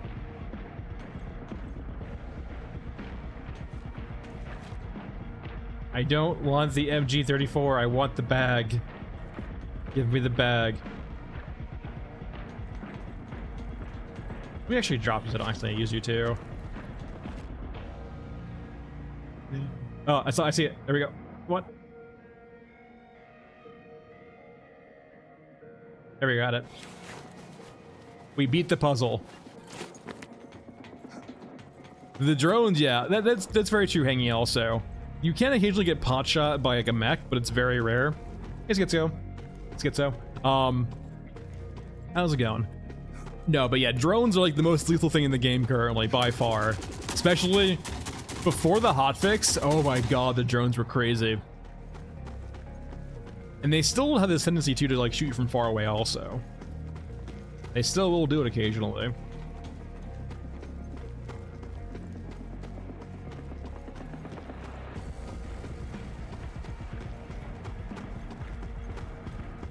Alright. So, there is actually a spot on this map where the Orgamech spawns. It can spawn up here, and it can spawn over there. They're kind of weirdly bugged right now, though. It's very rare will they'll actually come down from the ledge. They'll usually stay stuck up there or stay stuck over there. So they won't actually really do anything. Make your peace before the next journey. I mean, it's fine. Well, Reiji, it's not that it's bad. It's just that it has to compete with much, like, as available. When the USAS and AA-12 are so easy to get, a middle gun or like a slightly improved shotgun like the S12 has no place in the game. And I'm sure progression will come later, but like for right now, progression is basically just non-existent. Yeah, I do think the Orgamech will eventually be killable. It's just right now it's one of their bespoke units, and because of all like the weird quirky like. So what are the currently unkillable units? There's Toothy, there's the Orgamech, so there's Mother Courages, and there's the Grabbers. Now, Toothy's a weird exception, but 3 out of 4 of those are all melee units. So it feels kind of almost by design that they made the units that you could easily cheese via just standing on a rock, not to be killable.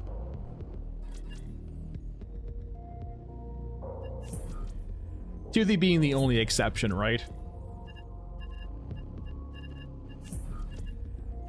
Because maybe they have something planned eventually for dealing with the rock scenario. It's a very common trope, right?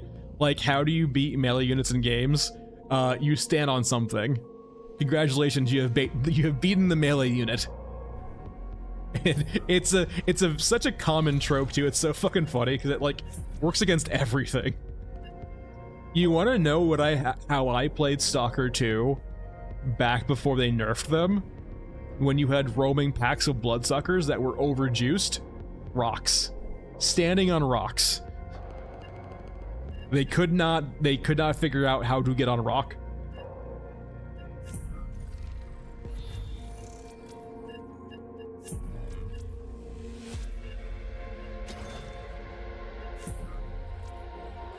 Oh, it's definitely very silly. No, 100% hangy. It's also like why too, generally speaking, the corpse tank is such a weird exception, right? Like, why is the corpse tank there? I guess it could be there actually to hunt Mother Courages.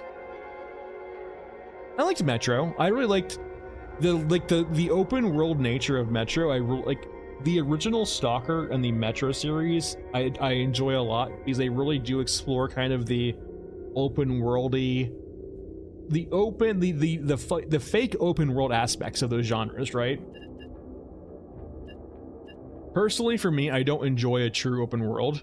I preferred much more of a tailored open world, whereas opposed to like a just one giant open world like Stalker 2.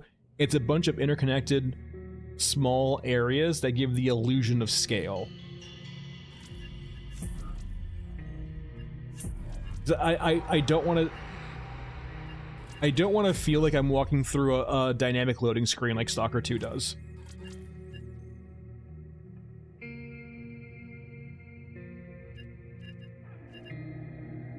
Sure, why not?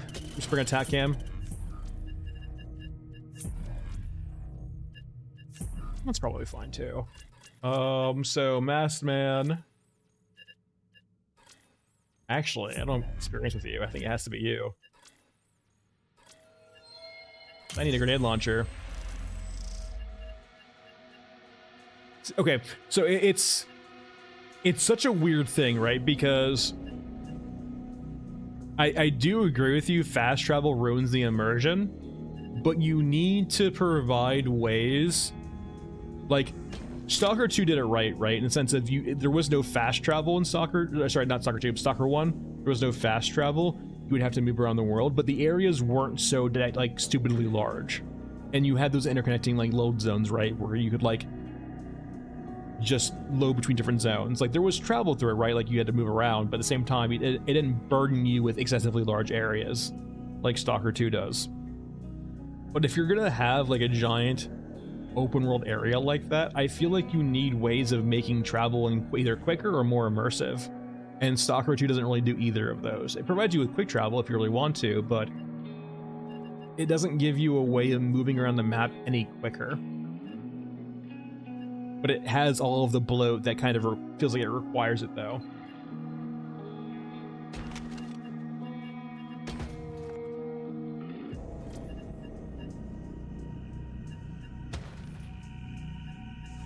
Alright, I need attack cam. Yeah, no, Exodus is a great example of how to do it right, in my opinion. I really enjoyed Exodus.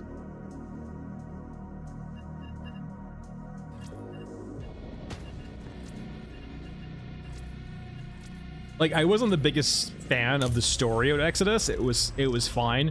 Like, by Metro Exodus, I was kind of getting tired of the whole very, very plain, like, Paragon system in that game, or I guess Karma system in that game. I was like, yeah, sure, whatever. I wasn't in love with it, but like the actual game mechanics beneath the whole game itself were very good. Thanks, Clown, appreciate it. Game faces. But like in regards to like both the size of the areas and like the travel means they provide you with, Exodus is like the pinnacle of just like a properly paced game for me. So Clown, we're just playing around doing quests. We're just doing a no healing run though. So we've been healing the entire day. Makes the game a bit more tense. But no, yeah. Like the originals, like Stalker 1 and Metro Exodus both have like appropriately sized degrees of travel in my opinion. All in a day's work. In regards to pacing, I think they both do amazing jobs. Stalker 1 does require a bit of... The biggest downside of Stalker 1 is it does require a bit of backtracking here and there. But, like, it's not nearly as bad as the rest.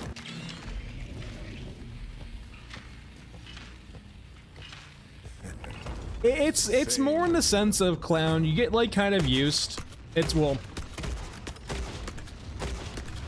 much more about just providing a slightly different experience, though, in regards to feeling like, the combat's a bit more tense. Like, it's something that I really enjoyed with Gunhead so far, is that your inability to heal creates scenarios where you might just need to leave or fall back, or just a lot of different things happen with Gunhead, as opposed to playing other characters who can just heal their way out of problems. A lot of fights with other characters will just become medkit checks as opposed to actual, like, taking fights properly. Where are you?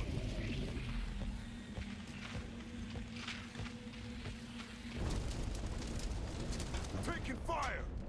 I have found everything but the frickin' flag. And like, for example, I might be trying to do some quests for like a certain run, but like, then I get some bad luck and get shot up a bit. And like, I'm really low HP. Do I take the risk and try to finish the quest, or do I fall back and try to extract? Or for example, if I'm playing very guns-ho and then take a lot of damage, like I need to play either safer now, or just not take fights at all, as opposed to like, it now makes the map now a stealth map, as opposed to like a fight map. Because now I'm so low, I need to take cover and play much more safely. And medkits just remove all of that currently.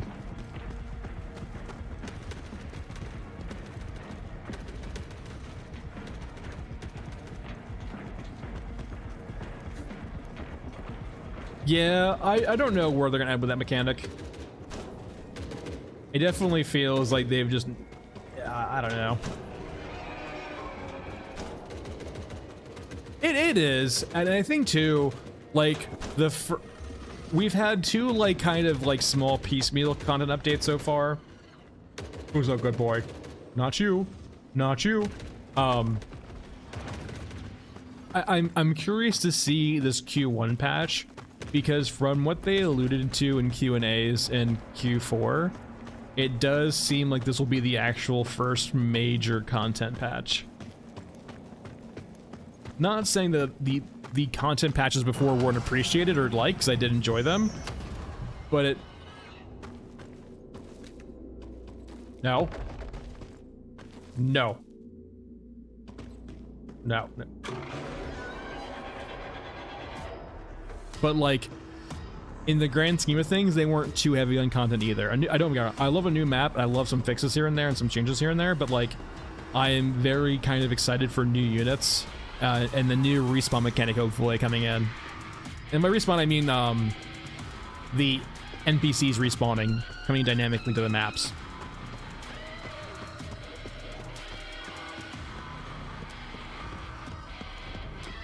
It's something I'm very much pumped for.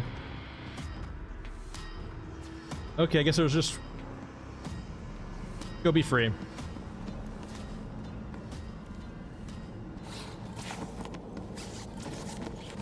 Yeah, their whole decision to do like the light roguelike 2 with the safe is interesting also. I wonder if they'll explore more roguelike stuff in the future.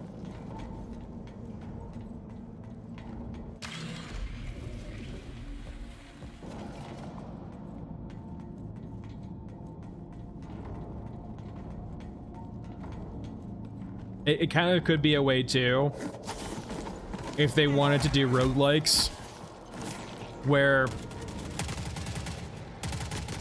they can have sort of, like a game like this will probably never have a story, at least not in this medium. And what I've really wanted from an extraction shooter is more like not a definitive end, but a conclusion. So it'd be really interesting to see if they could maybe wrap this in a whole like sort of like roguelike or cyclical kind of gameplay loop, where you can kind of finish a run, if you will, and start again.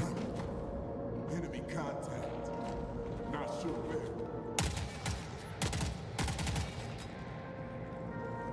And perhaps that could be a thing too, right? Where maybe they kind of like Risk of Rain, they give you a repertoire of characters you unlock as you play through the game and complete quests and do cycles. That could be an interesting way of driving progress forward. Or replayability, rather. It would need to make the characters probably much more bespoke or much more fleshed out, but certainly a thought.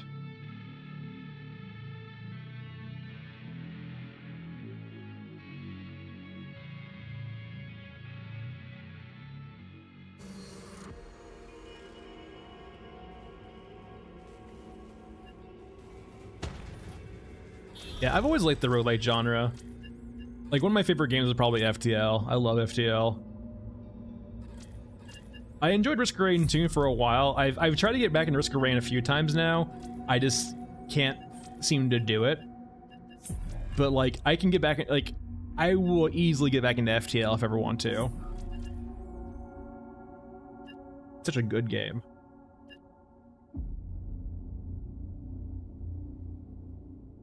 Yeah, I haven't really got into like sprite shooters like those TD shooters before, but maybe. But FTL and Risk of Rain 2 is, yeah. Risk of Rain 2 like gets the original Risk of Rain 2. I'm not sure. I think apparently I don't think a bag expansion or something like that, but the original Risk of Rain 2 does such a good job of making you feel like rewarded and powerful for finding an interesting build. All right, what map now? I've done Mesa in a while, actually. Let's see if we can do some sniping on Mesa.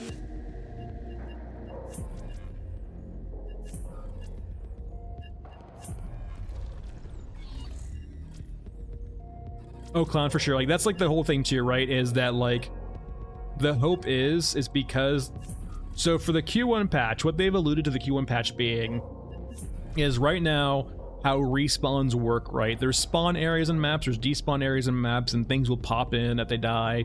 Like, things will just like spawn in front of you, and it's very pulling out of immersion. And so what they've alluded to they want to do in this Q1 patch, or that's what they said, and they might not be able to do it, we'll see, hopefully they can do it, is they want to make like respawns actually much more dynamic and make sense, right? So like helicopters bringing troops in, units getting dropped in from orbit, if that exists, APCs, so on and so forth, like things spawning in dynamic ways that make sense and actually like look immersive, right? And so we're kind of really hoping that we'll see like, yeah, exactly, like remove the pop and essentially make things immersive and make things make sense. And it stuff like that too helps you have just like things like choppers that just bring troops in, or APCs. Like it lets you have things that don't really have a combat role but are immersive. And hopefully too, I know like this was a very early Q&A also, like maybe in October or November, but they did talk about bringing some friends in from like outside the company who had much more experience with them in regards to the engine, so they can optimize a bit more too. 'Cause that's been an issue for a while now, is that, you know, they can only have so many units on screen currently for performance reasons.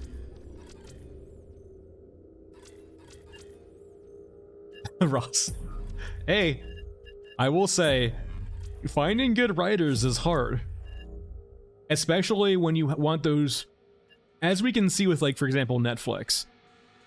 Having good writers and having writers who want to work on a pre-established IP is absolutely a hard thing to do, because naturally, and it's, I wouldn't even say it's, for example, it's their like, it's, you, I would blame the company as opposed to blame the writer much more often, right? When you try to pigeonhole a writer who wants to write their own thing into like some script they're not invested in, right?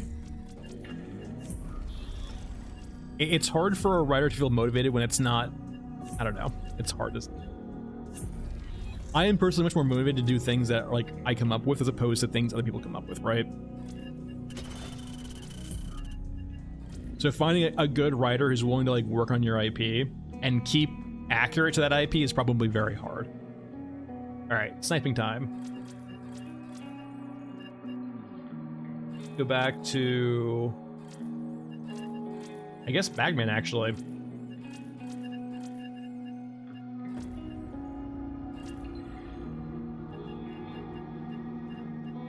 Now, you didn't give me a scope before. Why not?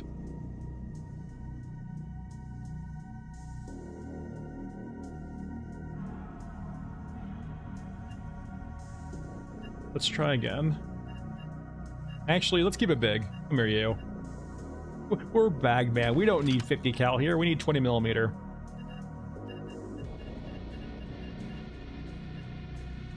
Interesting. Why do you say that, Machine? Do you feel like you're being punished very harshly in this game for dying? I'm curious on your take. Because, like, right now, I don't really feel that punished for dying at all. Like, maybe inconvenienced, but not really punished.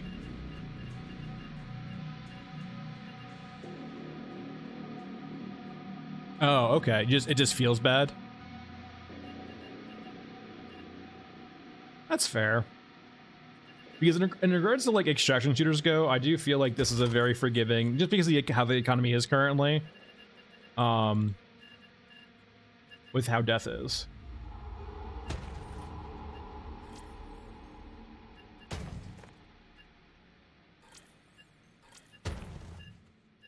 All right, we'll bring a little bit of 5.56 too, and then a jump. Regions, Mesa, either of these work, really. Yeah, it's very lightweight.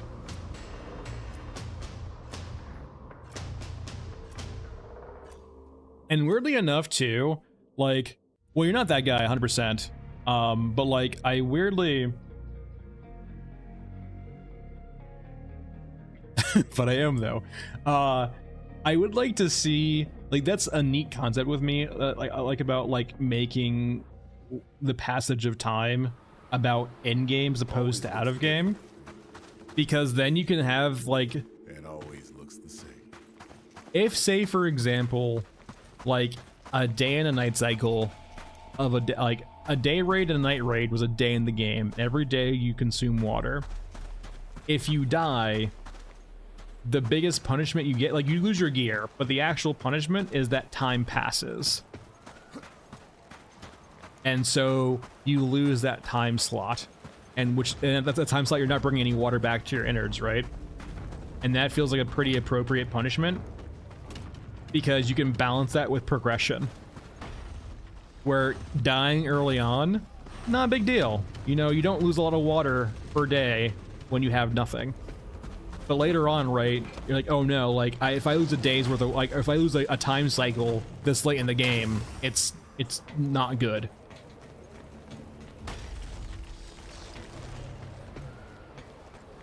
And that could be a way of like spurring a bit of conflict too, right? In regards to, oh no, I died during this day shift and I'm late in the game. I have to make this water up. How do I make this water up? I go to a night shift. And so you kind of make night shifts an option, but you also make night shifts perhaps a necessity too, in regards to like a way of making up shortfalls. Because like right now, why would, as a scavenger, you ever go out during the night shifts where it seems much more dangerous? Well, perhaps out of necessity, right?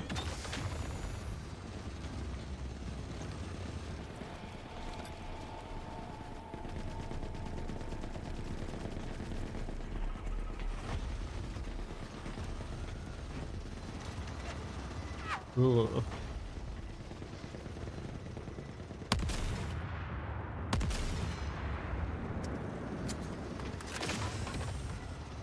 Okay, one of them's down there for sure. Not sure if it's Tormentor or the sniper.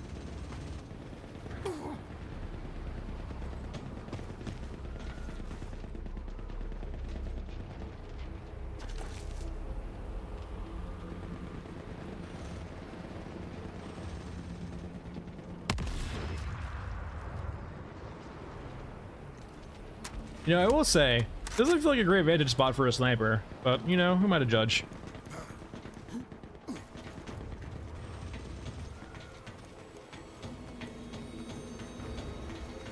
I do think they are planning to do control zones, though, right? Like, that was definitely something they talked about in regards to, like, having the map dynamically change based on who controls the areas. And so, like, you kind of, like, see the war or the conflict in this area play out.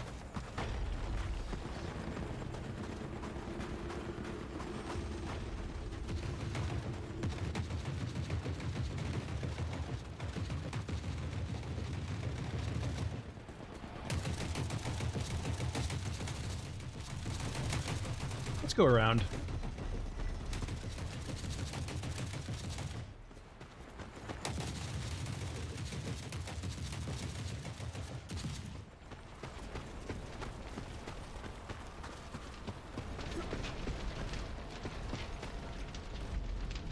And now you're going this way. Feels very rude. Watch those firing arcs. Keep it focused. We're trying to be sneaky here. Shh. Silly Baghdad. Trying to get us killed.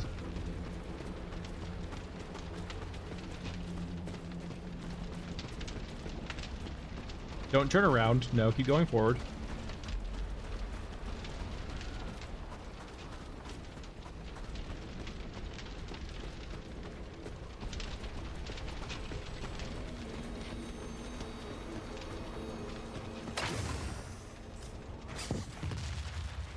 Where's the sniper?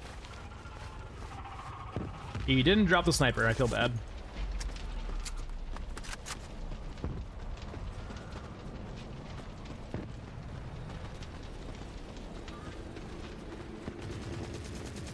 I mean, yeah, naturally, like, that's one of the most recommended things is making water a currency. I think there's ways of doing that too. And then, like, you present a different option to you, right? Whereas opposed to just doing an IRL timer, you do an in-game timer. Personally, I kind of like the idea of making it more static than that. Mainly considering that this is a more casual, I would say, game, considering its PvE nature. I think letting players play as fast as they, or as slow as they want, and not necessarily rewarding one or the other, is perfectly fine. by making just water consumption static off just playing raids, you let players just like explore, like, because the problem is that, right, if you have a game about like combat voyeurism where you're watching combat, but like the game's telling you to go fast because your water's clicking down, it feels like competing ideas almost. And so if you just have water be a static drain per raid or per day, you let the players, when they're in the actual raid, go as slow as they want and experience it at the pace they want. And if you want to go fast, you still can. You can go as fast as you want. You're just not going to get, you're not punishing the other party for it.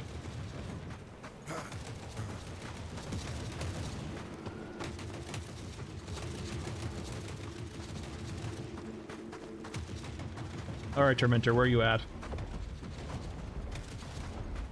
Are you stuck on the wall again?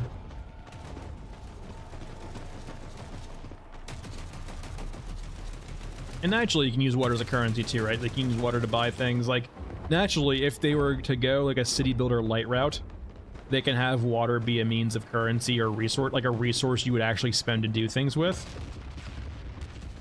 directly tying it as a currency.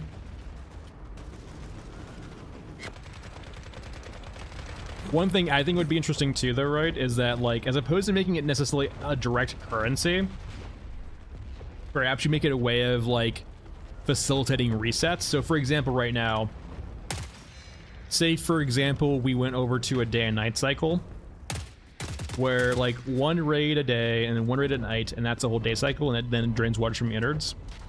That could be the basis of resetting quests and resetting vendors, them getting supplies over time. And one way you could perhaps expedite those resets, you know, changing quests out or changing or refreshing the vendors, is by using water to help pay for the caravans or for the trips or so on and so forth, right? And so, in a way, you make water a currency, but not a direct one.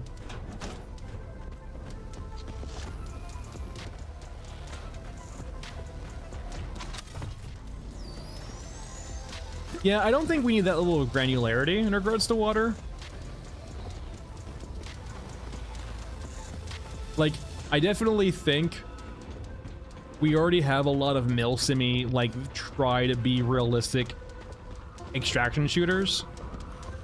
I think not trying to bog down the game too much. Also, really? 0 out of 3? Look up in the picture. Yeah. I think trying to keep the game light in regards to realism is perfectly fine. Like, not get too bogged down with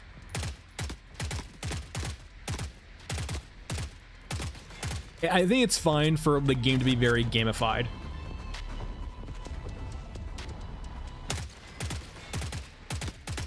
And I do agree with you in that regard. Like, the water doesn't feel very gamified right now. It feels like an afterthought.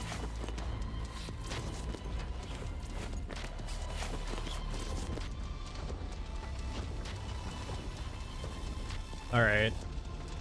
I at least want my picture. I can probably find a picture over here. Actually, I can find pictures over here too. And just leave.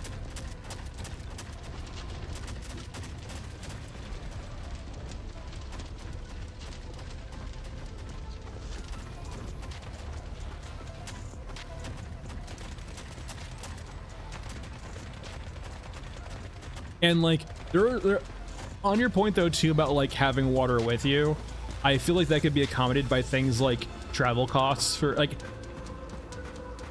it might be an interesting idea, but it might be too much too about having travel costs to certain maps. It is how you could balance out more profitable maps and less profitable maps, is having the water consumption to go to that map be something. I'm not sure if it's worth it, but like, that is one way you can kind of do what you're saying, right? In the sense of having water consumption for traveling is by having going to a map consume some degree of water, and perhaps having to bring it with you. And I do like the idea too of just like having water rigs on you also. Like siphoning water would be much more interesting too. As opposed to finding like conveniently placed barrels of water around, it'd be cool to have to siphon water out of things. That along with because the water's exposed on your back. Imagine getting shot in your back and having holes plugged into your water tank. That would be terrifying, right? Hello.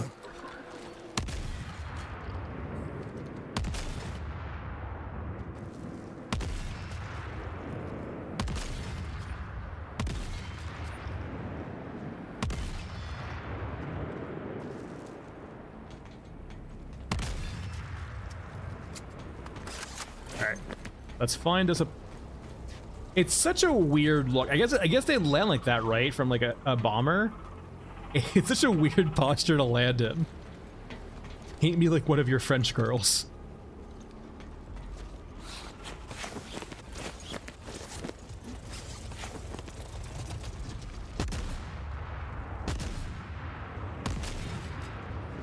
This is the bespoke scope on top of the 36 AB. It just comes with it.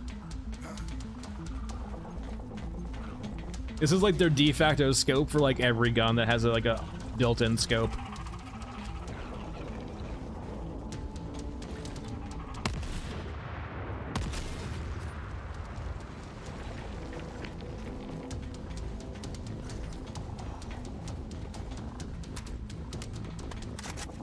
Yeah, I do like Clown of War, like Scrapyard Nexus for that reason.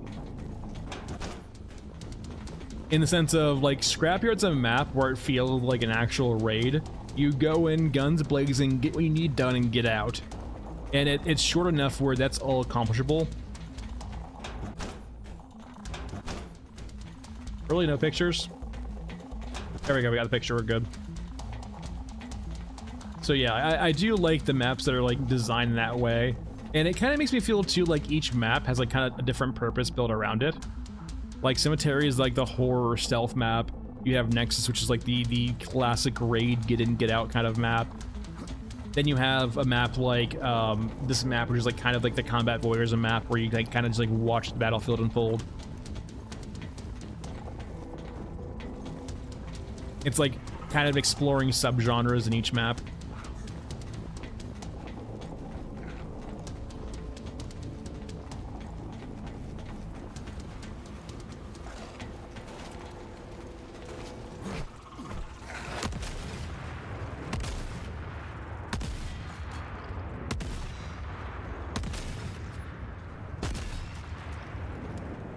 Let's collect my alcohol.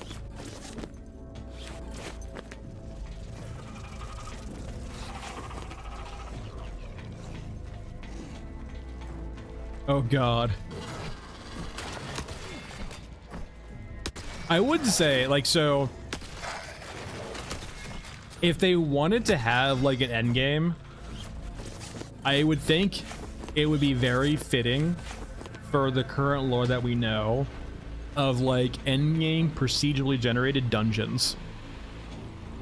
Like, considering the lore of this game is that we have like AIs that will just build things for no fucking reason, it would make sense that like we would have some AIs that might actually build underground dungeons with different rooms. Like, it's so all easily lore explainable, and it'd be a really cool endgame feature where like almost like a you know, a Diablo or a Path of Exile, where you have endgame maps or dungeons where you have procedurally generated obstacles from getting to your prize. It might very well be outside the scope of the game, but it seems like a very cool and neat concept that would tie into the game very easily. And I do think too, while I enjoy the big maps, I think from the initial like tutorial and Underground Cemetery with the dog, fights in those confined areas really let like a game like, or an engine like Unreal Engine 5 shine, when you can go all out on the lore and or all out on the like the actual like detail in small areas like that. All right, that's it for today, everyone. Thank you for watching. We'll be back on Friday. There might be a bit of time between the next video. We'll have to see. I'm busy with a few things right now, but a new video will come out eventually. But thanks for watching. I'll see you guys on Friday, and take it easy.